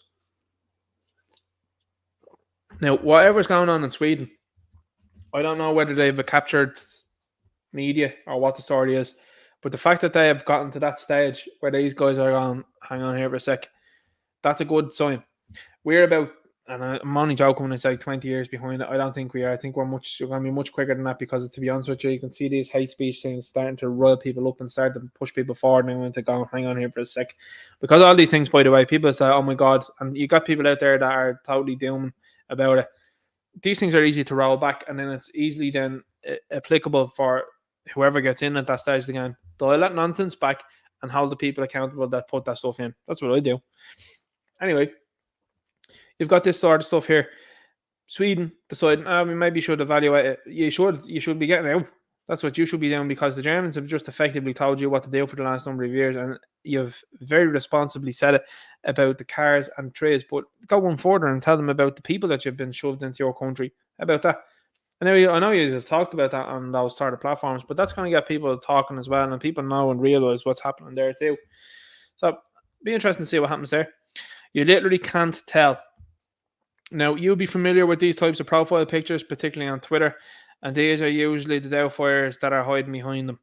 So, yeah, you can't tell that, you know yourself. I don't have to add too much of a further comment to that one as well. Anyway, that one gets me now. I like that one. I think that Candy Dem one there is an absolute banger, lads. So let's have a look at this one as well. This is just added into what I was showing you earlier on. So let's not forget, Ryan Tubridy is Nepo Baby, is the grandson of former RT chairman Todd Andrews. But of course he is. Granddaddy pictured with Dev. So people ask, and people say, well, Ninja Night, how long has this been going on? How long has this been planned? Very long time. Very long time. This has been going on now for, I would say, a couple of centuries at least, because there's an awful lot of different opinions and thoughts about what's going on and who's pulling the world the way they are and why they're doing it and how long this has been a plan. But I think it definitely spans back over 100 years here in this country, because there's no two ways about it.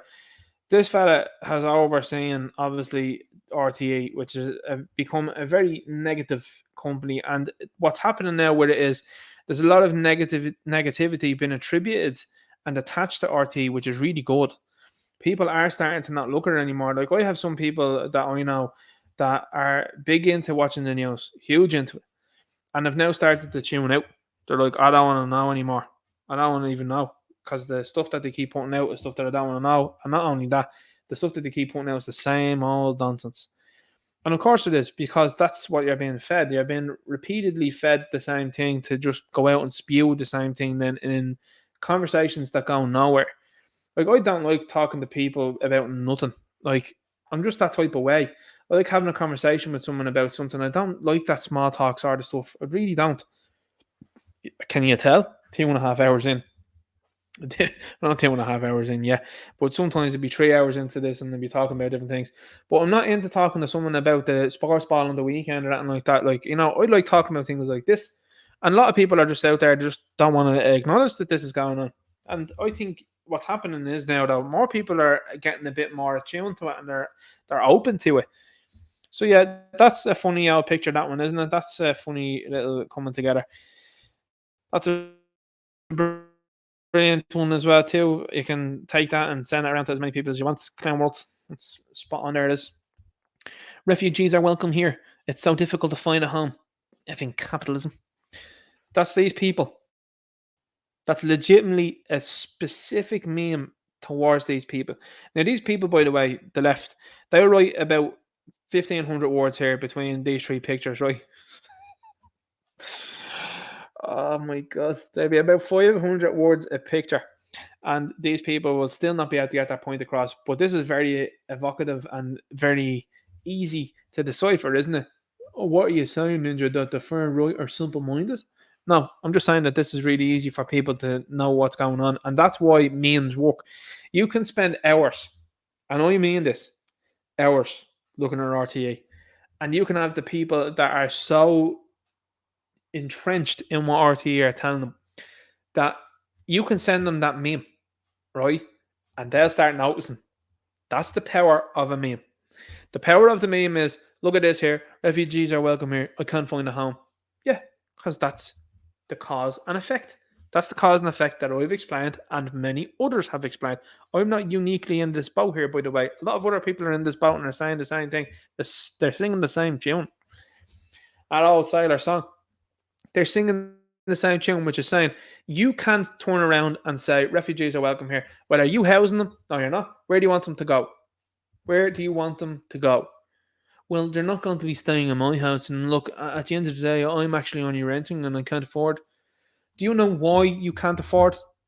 You can't afford because you've not only to compete with people that are already in this country, you not only have to compete with natives in this country, which at this moment in time is starting to diminish, But beforehand, you would have only had to compete with natives, which means that the prices were lower. When you decided to add more people to the country, and now you're at a stage where it's over the limit, it's full, of course you're going to compete with more people. And guess what? Here's the difference between you and them. The likes of the Indians and the Asians, because I've seen this. I have seen this firsthand. They don't do things like you. They don't do things like us here in Ireland or in other Western countries, because we have grown up with the generations before us that have said you should own your own house. Great idea. Fantastic idea. But guess what happens with these other people that are coming in? They see it a different way. They pool their resources together and they buy property.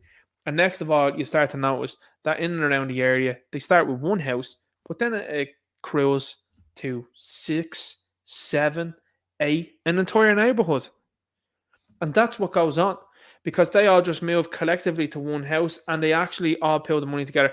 So when you're going to a house viewing and you're seeing the government and the media, by the way, the media are trying to normalise £500,000 houses. When I say pound, by the way, people go, it's euros now, Ninja. I know, disgust me, it does. We'd be in a better situation if we used the punt and we spoke Irish. That's how we'd be. Oh, but Ninja Knight, you're speaking in English. Yeah, and it's actually shameful. I have to admit that. It's shameful. Shameful that we as a nation don't speak our own language. We wouldn't have, I don't think, 3/4 of the problems that we have if we spoke our own language. So that's a long-lasting effect of the British Empire, if you ask me. Anyway, going back to what I was saying, because we might as well carry on. When you have these people that come into this place, they have infinite resources in comparison to a couple or to a single person, because there were people, and there still are people, that are just going to be bachelors or bachelorettes for whatever reason that might be, and they used to be able to buy their own houses. Now you can't without being involved with somebody. And that is because you've opened the doors up and let people in that are group buying things.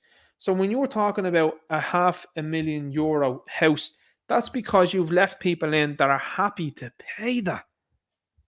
And they don't work outrageously good jobs.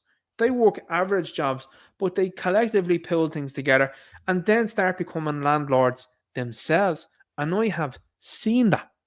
I have seen Asians that own houses that are renting them to Indians. I have seen houses that are owned by Asians that are being rented to South Americans. I've seen all of this. Now, there's one people that the Asians don't seem to rent to. I don't think you have to think about that too hard, but that's an interesting development, isn't it? Anyway, going back to what I was saying, the normalization of this ideology of, oh yeah, £500,000 house is all right. Keep saying pounds. Too used to it. €500,000 house is all right, and that's normal. Isn't. It's not. A 6-figure sum for a house in this country is extortionate, and it's wrong. I'll tell you what I looked at last week. Okay, last week I was looking at YouTube, and obviously as I would, and I was looking at various different houses in America. You want to see what they are paying for 6 figures. They are paying for mansions, not like it here. And I'm very aware now. Someone will say in the comments, and you're right. Well, listen, Ninja, if you went to the old Cavan or if you went to Monaghan, you'd get a great gaff and you'd get a load of land, and you'd get that for 6 figures. I agree with you. I full-heartedly agree with you. But I'm talking about if you wanted to be in the likes of the suburbs or somewhere in the city or something like that, or if you wanted to live in the likes of Florida or somewhere like in Austin, Texas, have a look at the houses that are being sold there for 6 figures. And I'm talking about houses that are between 200 and 300 grand. They wipe the floor with anything that you're seeing here in this country. Anything. And I'm talking about gaslit mansions and stuff like that and things. These houses are enormous. And they have built-in pools. They have all sorts of things. Outrageous stuff. And then you've got these Egypts that are coming along here going, refugees are welcome here. Say it loud and say it clear. Refugees are welcome here. Absolute drones. Complete droids. And then they're wondering, oh my God, it's actually the capitalism that's the problem. It's your stupidity that's the problem. Because if you had a closed borders policy, this wouldn't be a conversation piece. And that's how these people have corralled you into thinking, oh, well, if we all had communism, we'd all be all right. It's the same play every time. It's not worked anywhere else. And you're deciding to become a have-not rather than a have. And I've seen it. Now, I'm going to tell you something that you might or might not like. The difference between, say, Ireland and, for example, America. And this is why America struggles with this communism thing big time. because I've seen ordinary guys, and I'm talking about artists, for example. I'm going to talk about the comic books now for a sec. And I've seen these guys have $1 million campaigns. Now I know that there's the logistics and that they have to print and ship and stuff like that, and they're not actively becoming a millionaire there and then. I've seen it.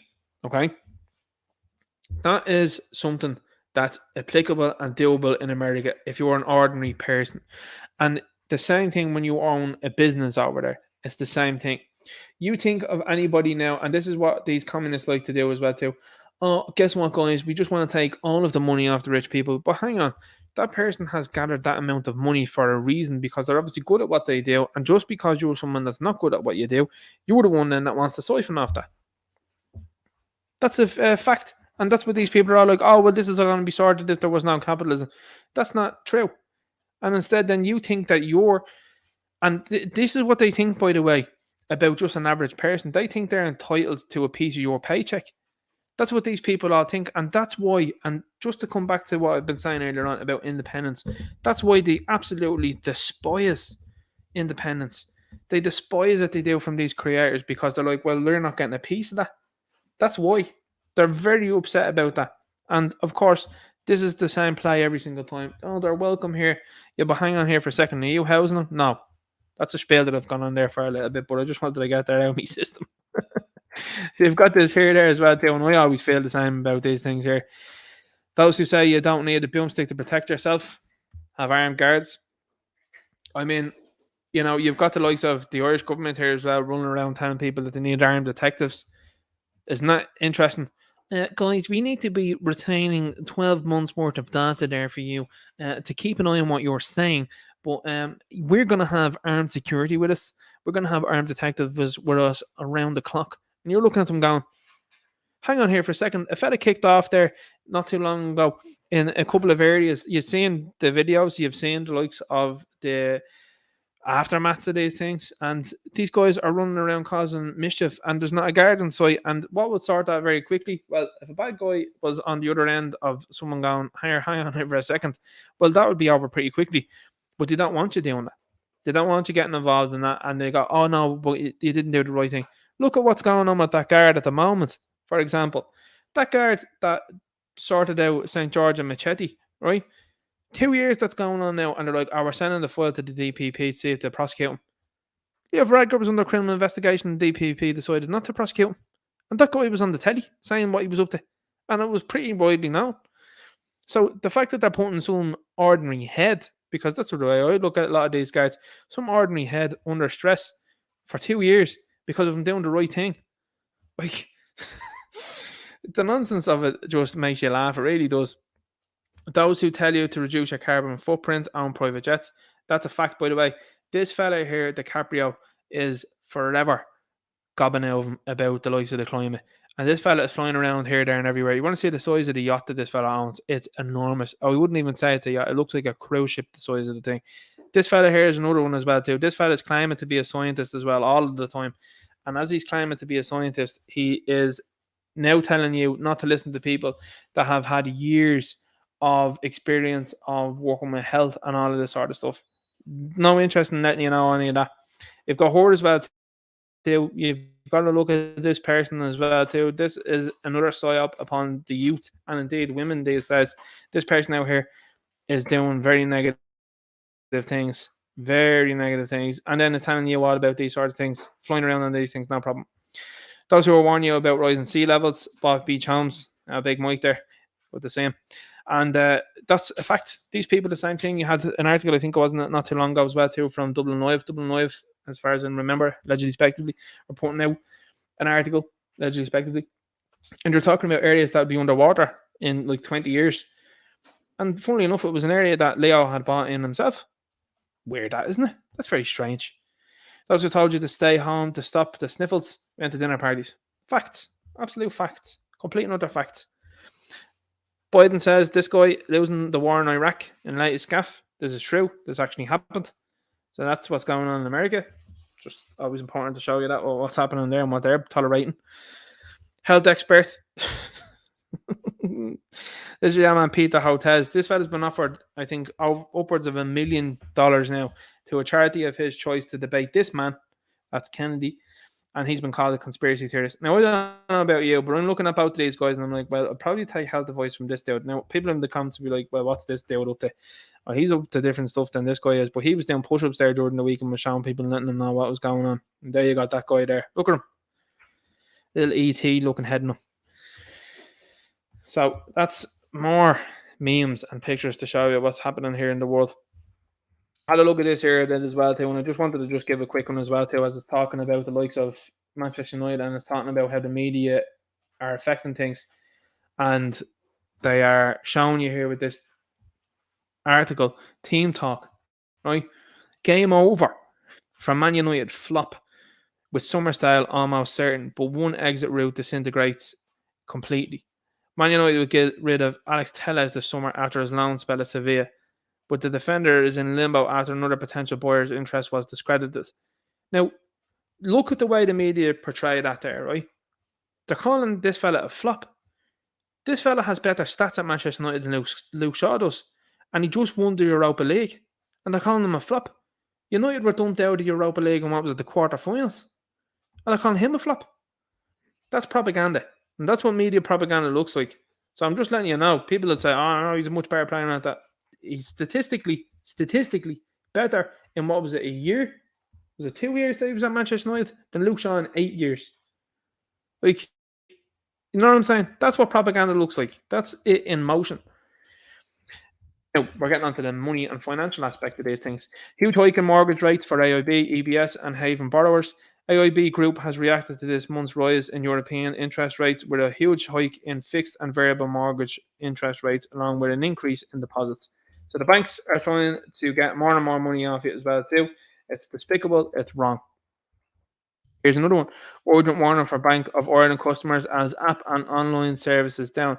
Now, a little bit different, but the fact of the matter is it's happening all of the time, and it's just drumming home how important cash is as opposed to this cashless society sort of stuff. Like, what happens? And these things can be down for hours.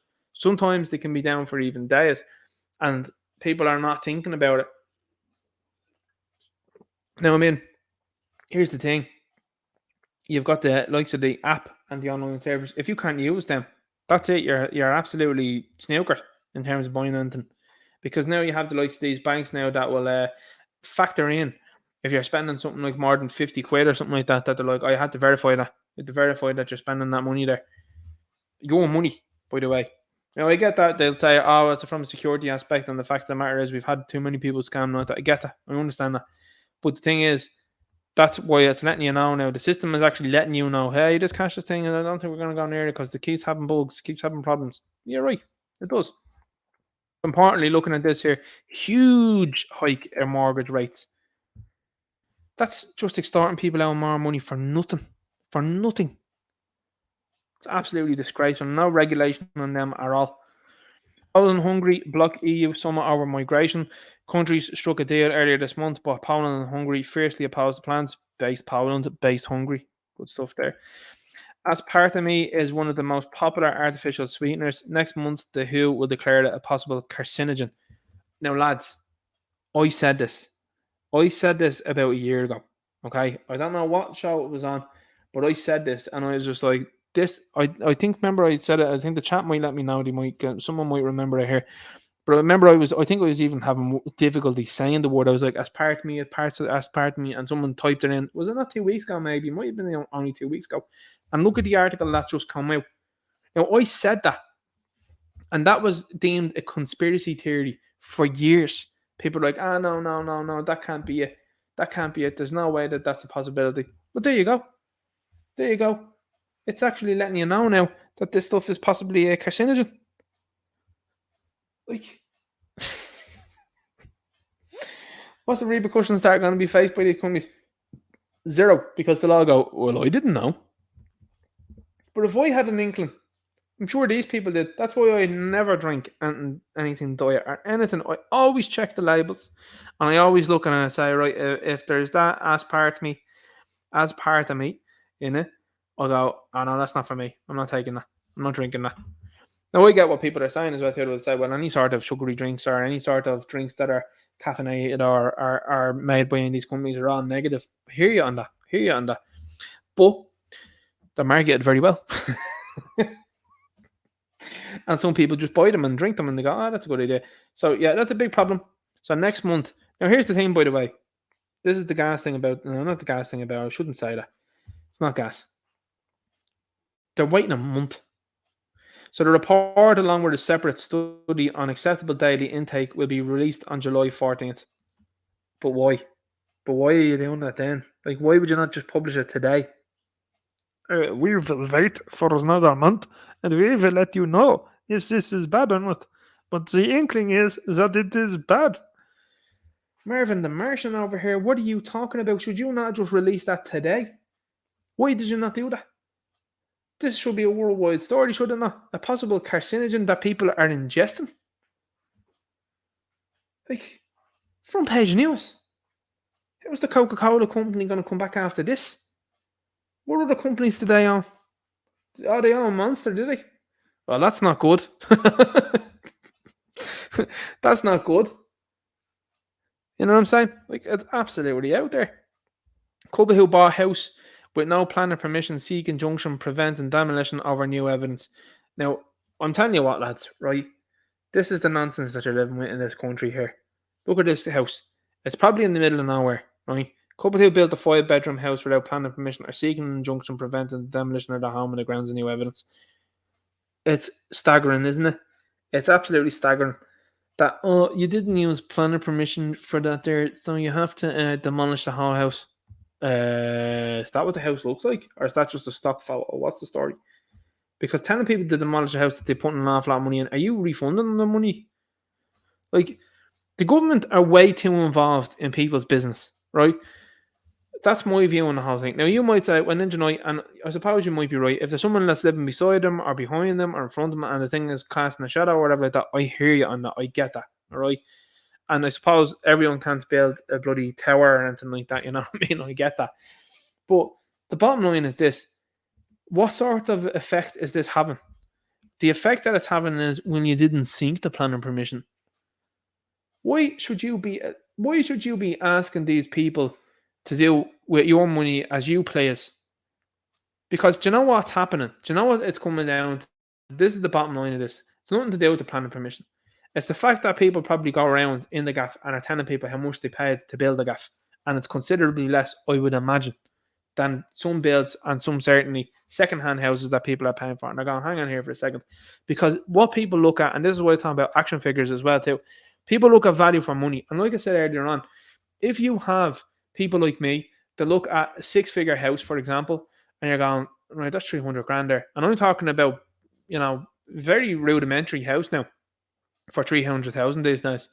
And I look at what I can get, say, in America. Well, that definitely puts into my mind, yeah, you've been ripped off here. If we look, and I know I'll say it to you again, if we look at a house, say, in Cavan, and it's 300 grand, and I'm looking at it and I'm going, well, you're being ripped off here in Dublin. You are, but you have a choice. Do you move to Florida? Do you move to Cavan? Or do you stay in Dublin and pay top dollar for what it is and you have what you have? Well, what's obviously happened, I would assume, again, speculatively, allegedly, is that these who've built this house has probably come in at a fraction of the cost or even probably par for the cost of what people are paying for a 4-bedroom. Now, I'm not joking you. I get people that send me things all the time. They talk to me about new builds and all that. And they say to me, hey, Ninja, have a look at this brochure here. And I'm telling you, flummoxed I am. 3-bedroom houses for 450,000. Rudimentary. You know what I'm saying? That's nearly €500,000 for a 3-bedroom house that's very, very average. And then if you got someone there that was going, I built that for €500,000, 5-bedroom gaff, the thing looks great. They're probably going looking at that and going, here, hang on, what am I paying that for? So the developers and everybody else, it's a domino effect. Everybody else is affecting. They go, oh, you're making us look bad. It's like, for example, and I'll give you an anecdote as well too here. It's happened in Hasbro, for example, with G.I. Joe. G.I. Joe, right, used to come with multiple accessories, right? And you used to pay €25 for it, okay? And that's before they decided to stick on this inflation nonsense. And then Star Wars were only giving you one accessory. So when you looked at it, if you were a baseline consumer, right, and you're not really, I'll just say you're just a parent and you're just buying something for the kid and you're saying something for €25 and you're seeing the likes of the Star Wars figure, well, The value for money is in the G.I. Joe figure because you're getting way more and you're getting it for the same price. If you're looking at the Star Wars figure and you're not getting much, but I know it's Darth Vader and all, but look at the G.I. Joe figure, that comes with lots. The kid is instantly, as I would have been when I was a kid, I was more into something that was like, you get to do this, and that with it. What do you do? Power Rangers? You get 5 dinosaurs that transform and combine together into a big robot with a sword. Sold. I'm in. You don't have to ask me twice. Okay, I'm in. What's that other stuff over there you want for the same price? It's He-Man. You can't move the stuff. No, I'm not into that. Not at that time. But no, that's not for me. But the Megazord, give me that. I'll have that. That's cool. So that's what I'm saying, Jay. Value for money, and that's where competition and companies come into play there. And the same with houses as well too. People have decided, obviously, here at this stage of the game, to do their own thing, and these people that are circling going, I don't like that. It's wrong. It's absolutely wrong. That's absolute nonsense. It is in my view. Okay, so this is something that happened as well during the week, and I don't know if there's any video out with this yet, but Minister Patrick O'Donovan collapsed while taking questions in Dáil Chamber. Parts of Leinster House were sealed off after a minister collapsed in the Dáil Chamber on Thursday. Now, lads, I know what you're thinking as well as I am. This isn't normal. I think the chap is 46 years of age. Obviously, when it comes to these politicians, I don't have an awful lot of gra for any of these people. But I think it has to be said. When you have situations like these arising now, are any of these people going to speak out?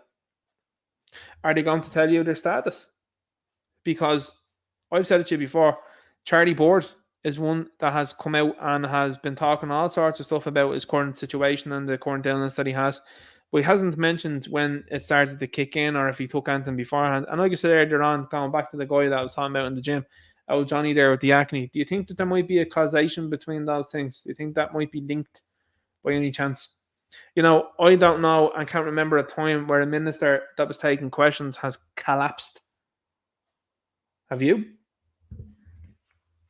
Now, if this becomes the norm as well, too. Now, I don't see any of the big wigs. I don't see any of the big boys having this sort of issue. I would highly doubt it.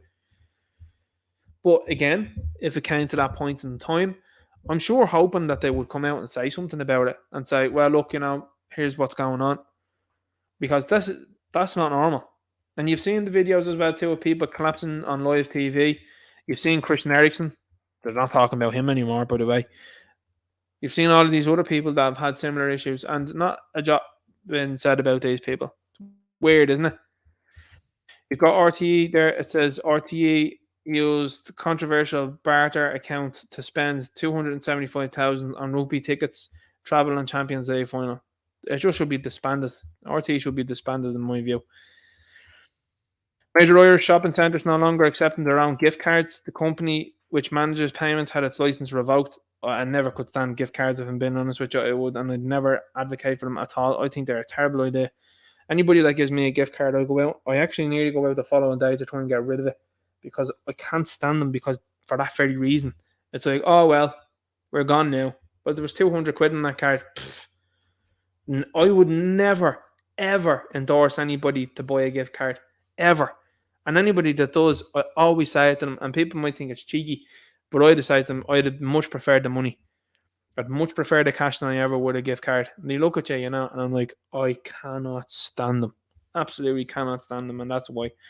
Governments will have to ensure cash acceptance under the EU plan. Like I said, pharmacies and other essential retailers such as local news agents could be forced to accept cash payments in future under a new EU law. Cashless isn't in the interest of the politicians because it's not traceable. So that's a big question mark around that one, legislatively. We got that one. Anyway, it doesn't work out for them.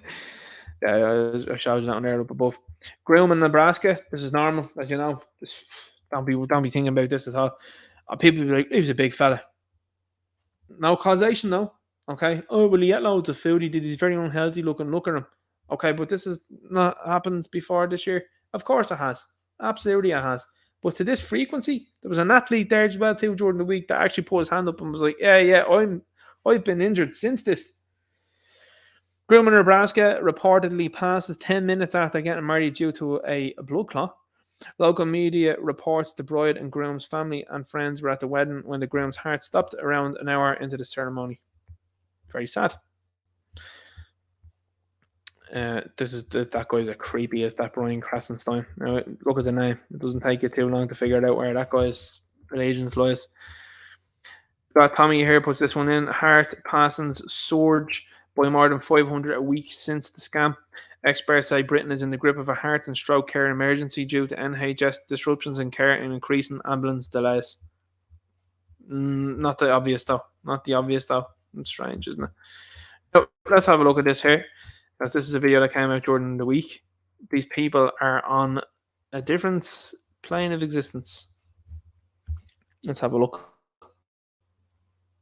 160 in here tonight. That's not bad. It's got up to 170.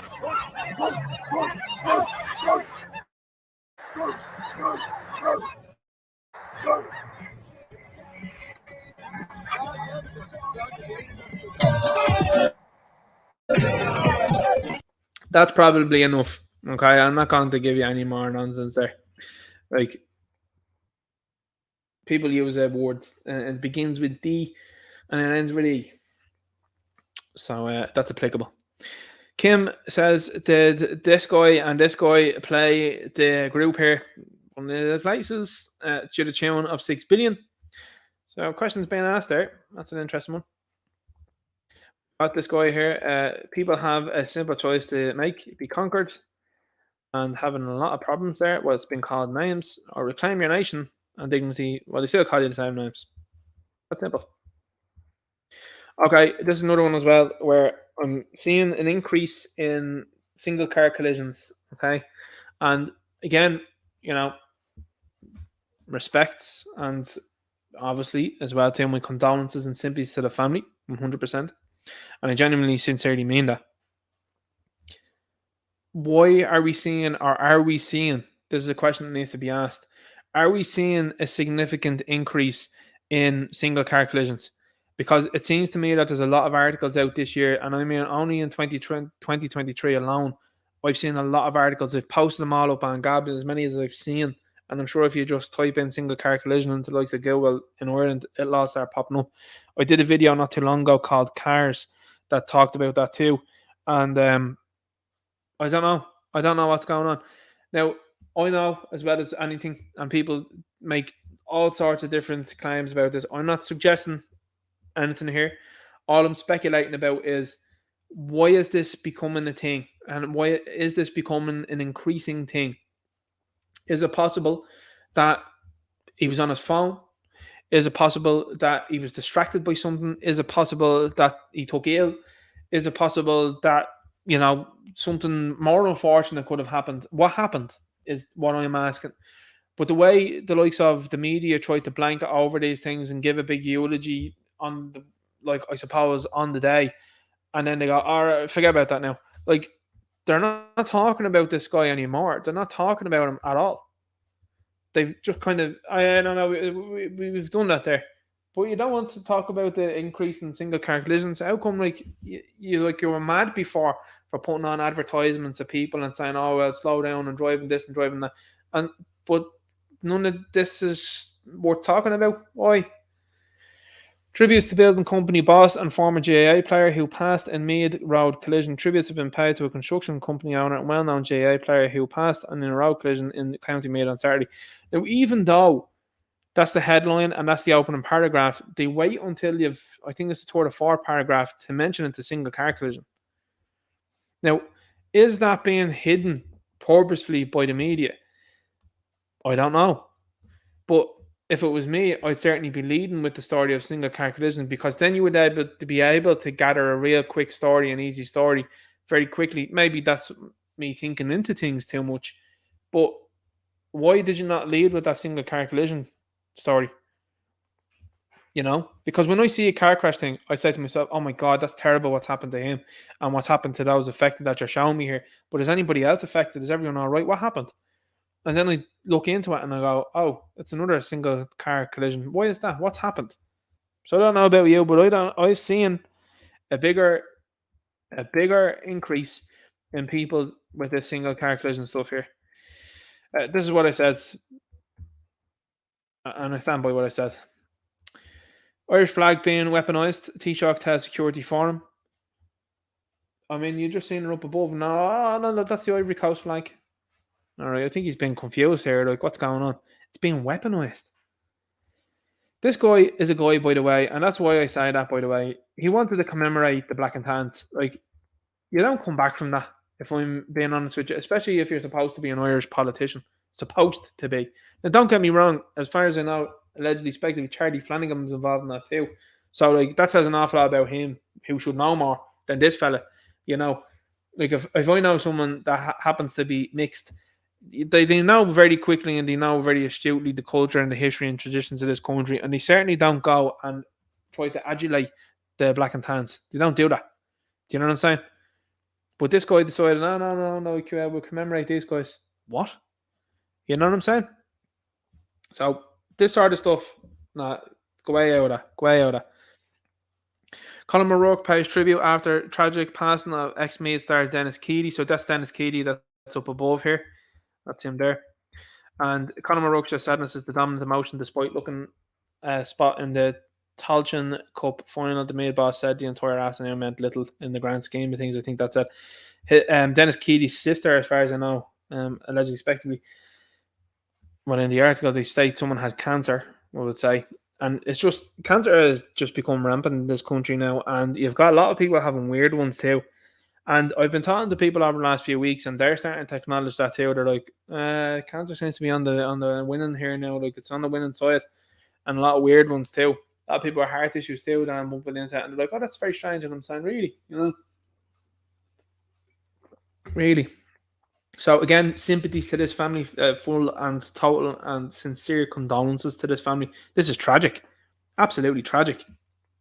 It's absolutely unbelievable. And again, like I said, full and sincere and 100% condolences to this family. It's a horrific time. A horrific time. Everyone liked that thumbnail. I got a lot of compliments about that thumbnail. So anyway, that's me caught up to the last week of what's been going on. I am back next Friday. I was going to say Saturday there. I don't know why I was going to say Saturday. I never do these things on a Saturday. I am back next Friday, 7:30 Irish time. I appreciate everybody that's been in here tonight. Highly appreciate you. I'll see you next week. Have a good weekend. Look after yourselves. I'm going to jump into the chat now and talk to the chat. So I know that there's a point in time some people like to jump off. And I appreciate you being here. We've had 170, I think, in here tonight. Is that a stream record? I don't know. Someone will tell me in the chat anyway. So thanks very much to everyone that's been in here. I really appreciate that. Thanks to the mods again. Thanks to everyone that's supporting as well too with the channel and in the likes of the social media as well too. Follow me in different places. I really appreciate that. Totally appreciate it. All the links are in the description down below. Thank you very much for that, because the more people that are following me, the more people get to see what I'm putting out. And that's a good thing, So we're just going to go to these here. Angela Gardner sent the fights and Shane Gahan sent the fights. Says, let's keep ordering it white and green. Good to see you here, man. And yeah, keep it white and green. Bob says, happy Friday, Ninja Night, and all you beautiful Irish people. End of the line, Joel says, the invasion is always number one subject for sure. Absolutely, 100%. Fergus Powers in here says, Ninja Night, hello, you beautiful patriots. Not long in from RT, very emotional. Gonna catch up later. I'm going to celebrate my birthday with my wonderful family. God bless everyone in this fight. Happy birthday, Fergus Power. Happy birthday indeed. That's what I will say there. What a man. Angela Gardner says, please answer me, Ninja. I'm an English lady. I'm not sure what you said there. I can't look back on the Armchair Limerick National Centre Voice for the stream, Ninja. Thanks very much, man. Much appreciated. Let's keep going through the chat and see what's happening here. Chat talking to each other, which I always like.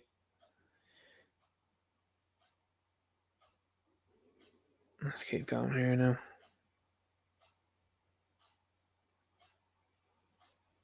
This is the part in time where I'm trying to scan the chat and trying to say something interesting, which is very difficult.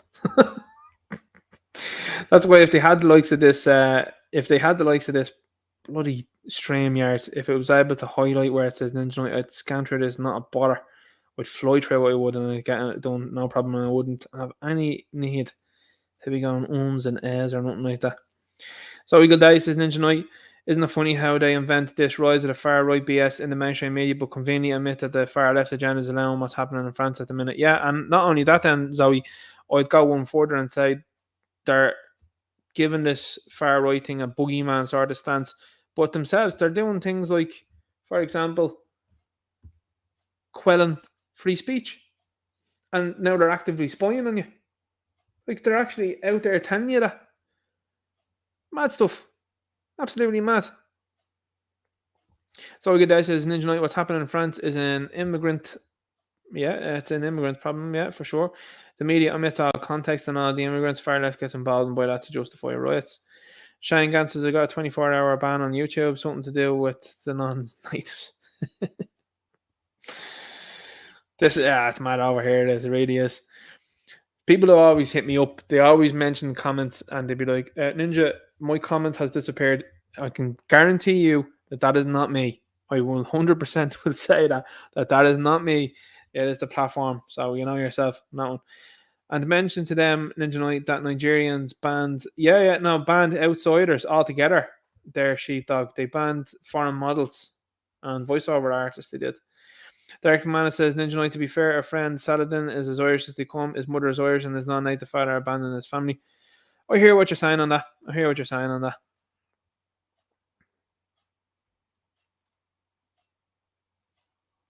Shane Gans says, I see our prancing, dancing Leo has signed up to this new immigration acceptance. Poland and Hungary said no. Based Poland, based Hungary. They know what the story is. I remember actually saying that to a friend of mine who was from Eastern Europe not too long ago. And he was like, a lot of people come to Ireland. And I said, a lot of people will be going the other way very soon. He's like looking at me and I said, I'm telling you. Irish Red says, Ninja Knight, remember that Elon is the richest African American since Kanye was dropped. Oh, born to Kanye there. Not nice. Very not nice.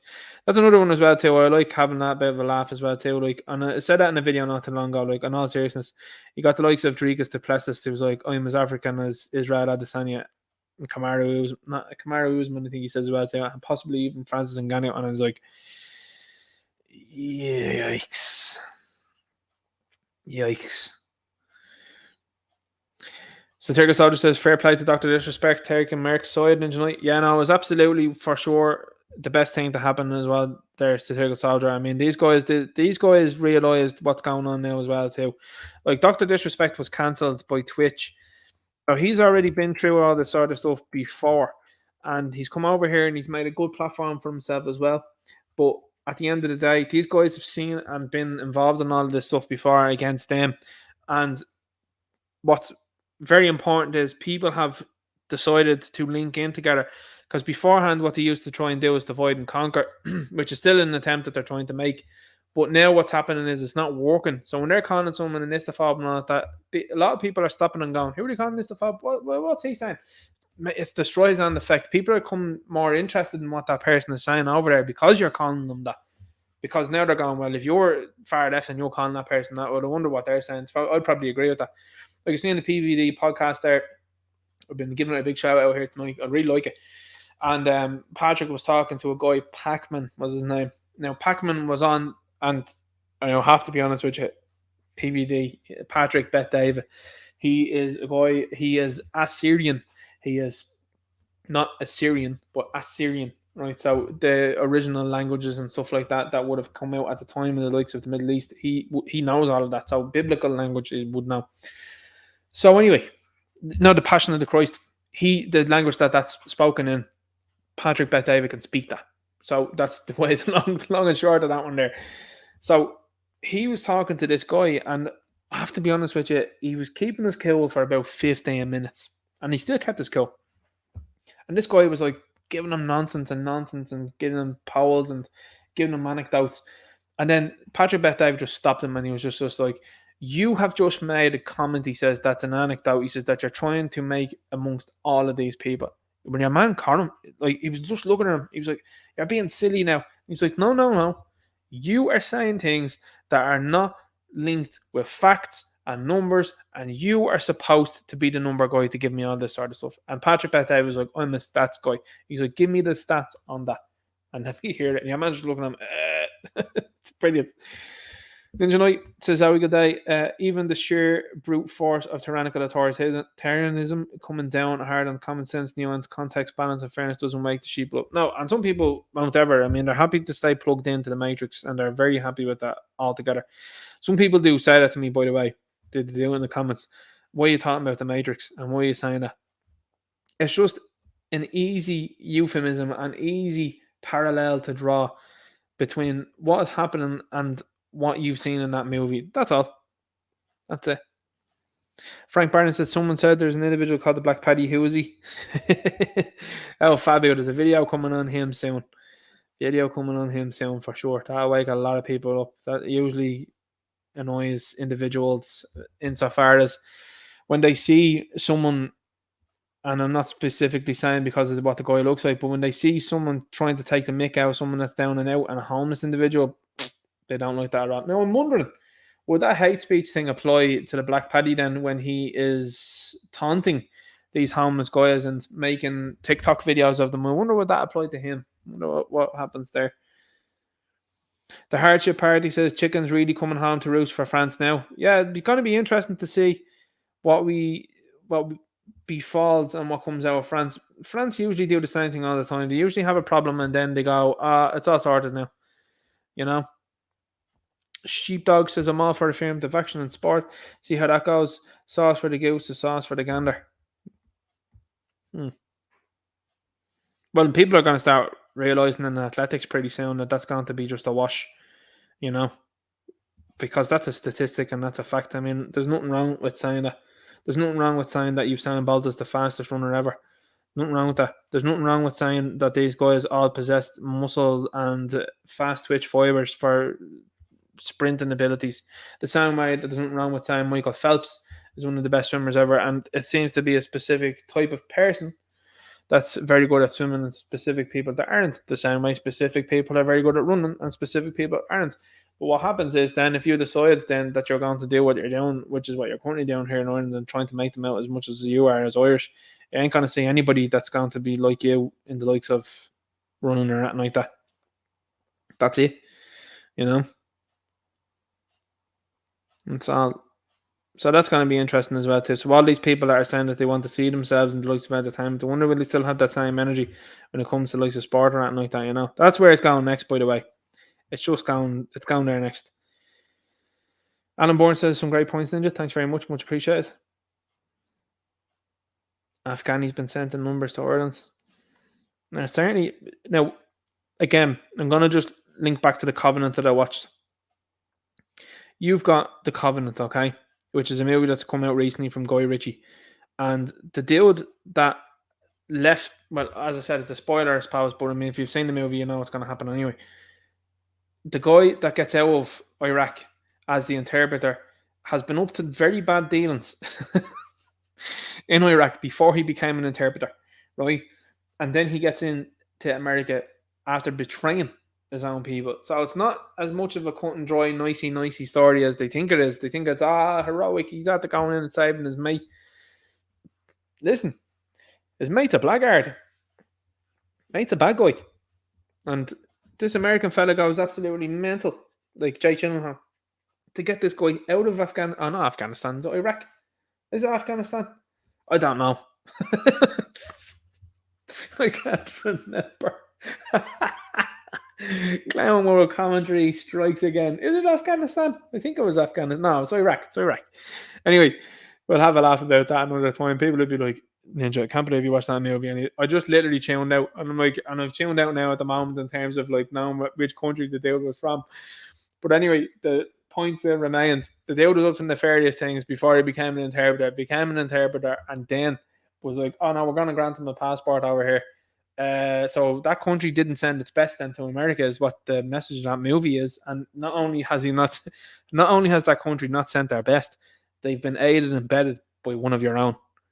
Now I know that people that are military personnel are coming and listening to this, like insofar as like I know people that are either retired or, for example, are currently enlisted in the military in America, and they listen to this and they're like, what? They're starting to break from that narrative too. They're starting to break from the narrative of Team America, World Police. You know what I'm saying? They're starting to realize now what's what. Like I see some other people as well, and they're like prominent heads, And they're like, yeah, I was in the British military, and I was over in Iraq and Afghanistan. And I'd say, bullying go herders, will you? For the likes of Tony Blair. That's a good one. Very good, lads. And proud of yourselves, eh? Put yourselves in danger for that. Wouldn't be me, boys. And that's when you have the likes of the NATO coming in and trying to persuade people. That's the next move, by the way. You ain't going to get nobody that's related to me, because I'm going to tell everybody what the story is. I'm going to be like, are you stupid? I've met people, by the way, that have decided to go to the blue and yellow flag country, and I've been like, you're a stupid person. That's what you are, a stupid person. They just look at you and you're going, listen, you're heading on out there. That's madness to me, man. That's absolute madness. Chris says Ninja Knight, Venezuela has one of the world's largest oil deposits, but America, the West, has sanctions on them, which means ships exporting oil will be seized, stolen, and the refinery sabotage shut down. I must look into that.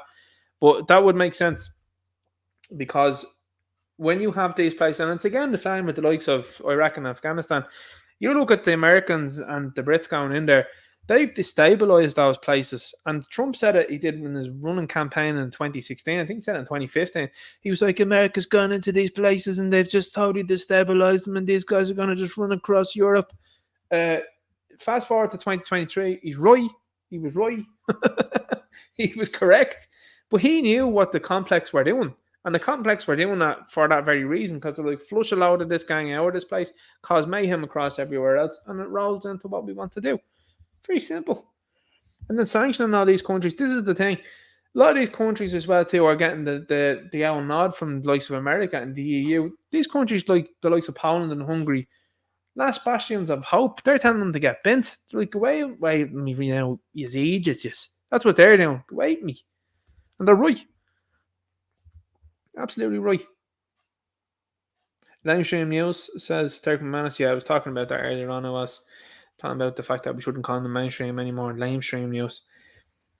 Sean Nashaka says, exactly, we are the news now. For sure. I mean, everybody is a part of the media now, and that's why it's important that you utilize that time that you can, because it's imperative that you do let people know what's happening. Let's keep hopping on here through the channel. Let's see what's happening. Let's see what's going on. Like I said, this StreamYard should really get a button where you can go click and see what the Ninja Knight ones are. Yeah, and a lot of people are rightfully putting Trump into the square, I should say, of what's going on with the likes of the Voldemorts. I agree with you. I fully agree with you. Sharif Badawi says, yeah, he's talking about Trump and the Z word, we should say. Yeah, I agree. I agree with you as well too. Like, I mean, these guys that are running across the likes of the wall and stuff like that, no interest. Any of these people that are coming out and are saying, "Oh, guys, you should actually be listening to these guys and listen to them." Yeah, you need to be worrying about where these people are getting their talking points from.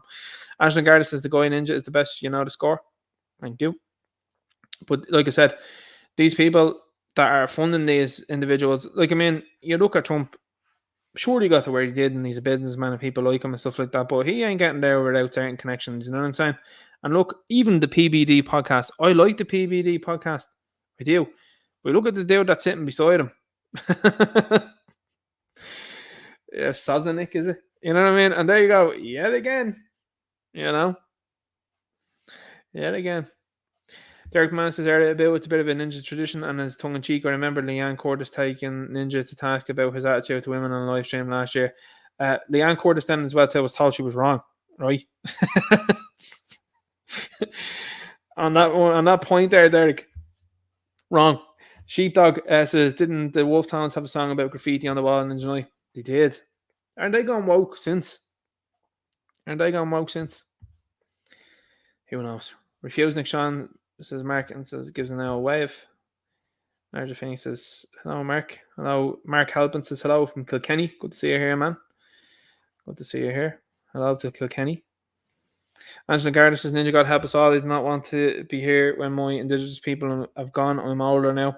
Don't be worrying. Listen, here's the thing. I'm gonna keep saying it. These people are looking for you to get down and out. Don't go that route. Seriously.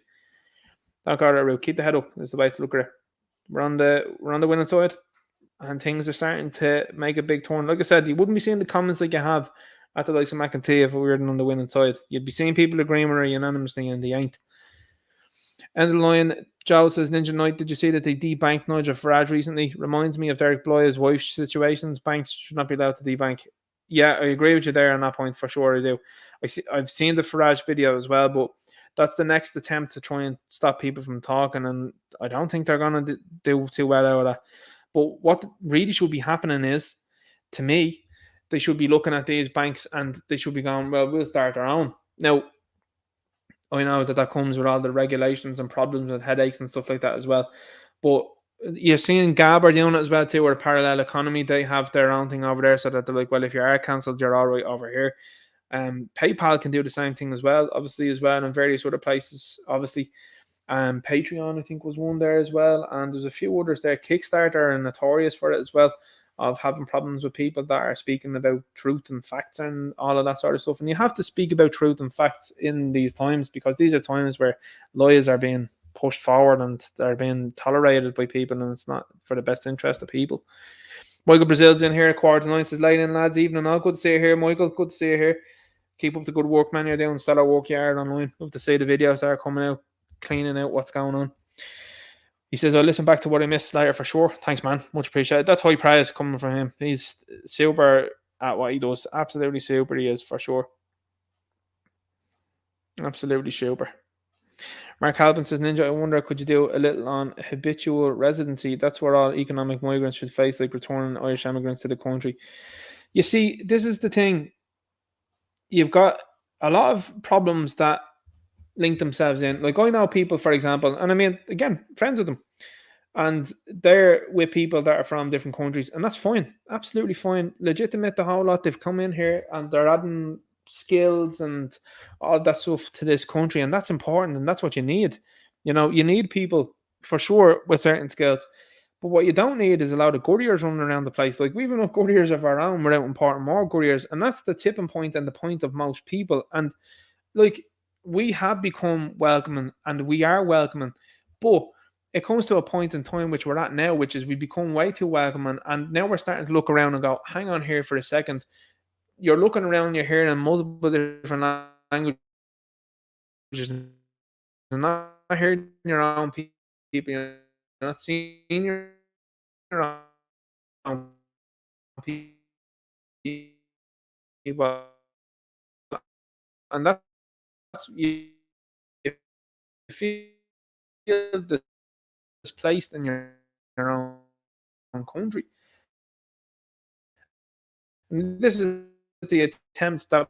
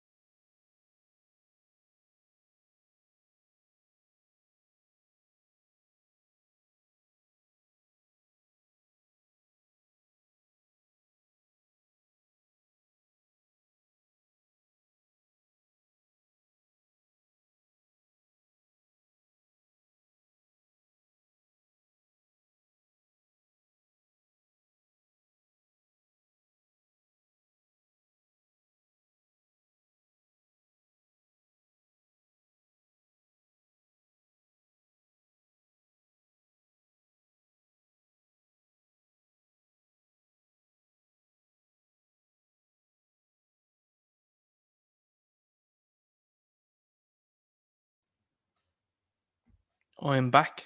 My bad. What had happened there was I hadn't plugged in the equipment. And the equipment started to go on the fritz. And I was like, uh-oh. So I started trying to go back through the chat here now and see what's going on. See how far I can get back from earlier on. Now, where was I? I was in around the 9 o'clock. Yeah, okay, right. We're going to have to go for the 9 o'clock. Sorry, hang on. I'll try and go back further into the chat here. I should have it now. Give me a sec. Yeah, the computer was like, listen, I'm taking a break. And I was like, no, don't. Don't do that. That's why I was like, hang on there. I'll be back in a second there, lads. Right, here, I've gotten this here. Now, it can only get back as far as Derek McMahon is saying that we get Snake Eyes. He comes with a wolf called Timber. That's as far as back I can get. Nightmare. Can I see all their chats there? Hang on. It's that bugs the life out of me. It does when I miss the chats. We've got a chat here as well from Sheepdog sends it 2. Steve Dixon sends 10. Thanks very much, man. Lads, I should say. Appreciate that. Okay.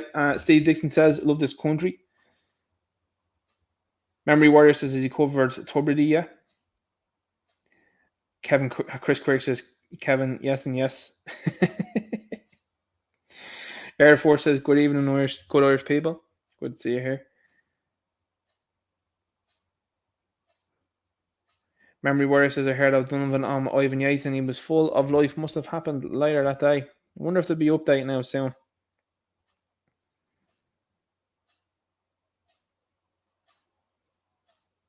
Steve Dixon says, when I was in school 20 years ago, there was only 15 years of stuff coming from the Middle East left. Yeah. They told everyone there that was going to be the state of play at this moment of time, but that didn't seem to work out. Didn't seem to work out at all. Air Force says, a positive stuff happening. The sun shines on the righteous. Absolutely 100%. People are talking about the gift cards there. Yeah, you're right there. I absolutely cannot stand gift cards. I really can't. Just not a fan of it at all. Derek McMahon is saying, hit the like button. Thanks very much, man. Much appreciated. I appreciate that. Sean Max says, I keep getting kicked off chats by YouTube. It's never me, man. I'm telling you, honestly. Yeah, this is the first notification I had for this chat in a month. Says refuse Nick Sean. It's unbelievable. That is. It goes to show you that what we're dealing with. That's why I'm posting the stuff everywhere I am. That's why I'm posting it everywhere on social media. Taurus 74 says 179 watching, 86 likes. Get your thumbs up, lads and ladies. Thanks very much. People are talking about the Ivory Coast flag and the rainbow flags. You're all 100% right about that. Ninja Knight isn't the same fella who suggested the United Ireland should have a rainbow flag. Just cannot take him seriously anymore. You're right there. Sean Max's school friend of my brother was found Gonskis in his bed in Galway the other week. Buried last Monday. Gone for 3 days in the bed. Heart. My God. You're hearing all sorts of stories, man. Zarowski says, cheers, Ninja. Yeah. Thank you very much for that one. I appreciate that. Yeah, commemorating comrades. Like, yeah, that's chats that they're skipping on me again. This is unreal when it does that. Where have you got now? People are like gremlins, ninja locked. What's going on?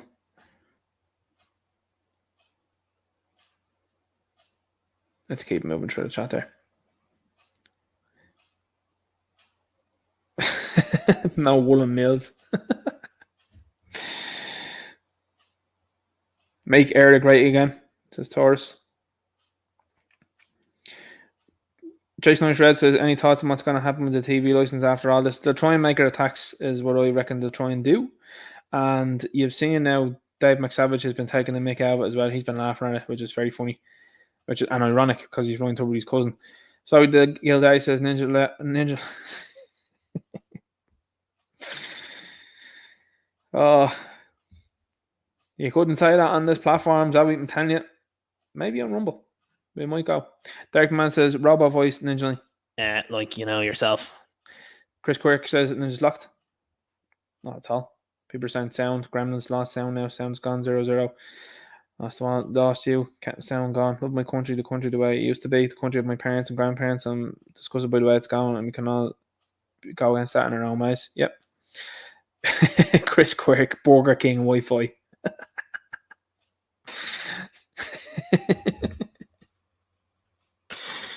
Oh, stop. People like spill the can of beer in his laptop. I'm not drinking. I'm actually not drinking. I'm not drinking.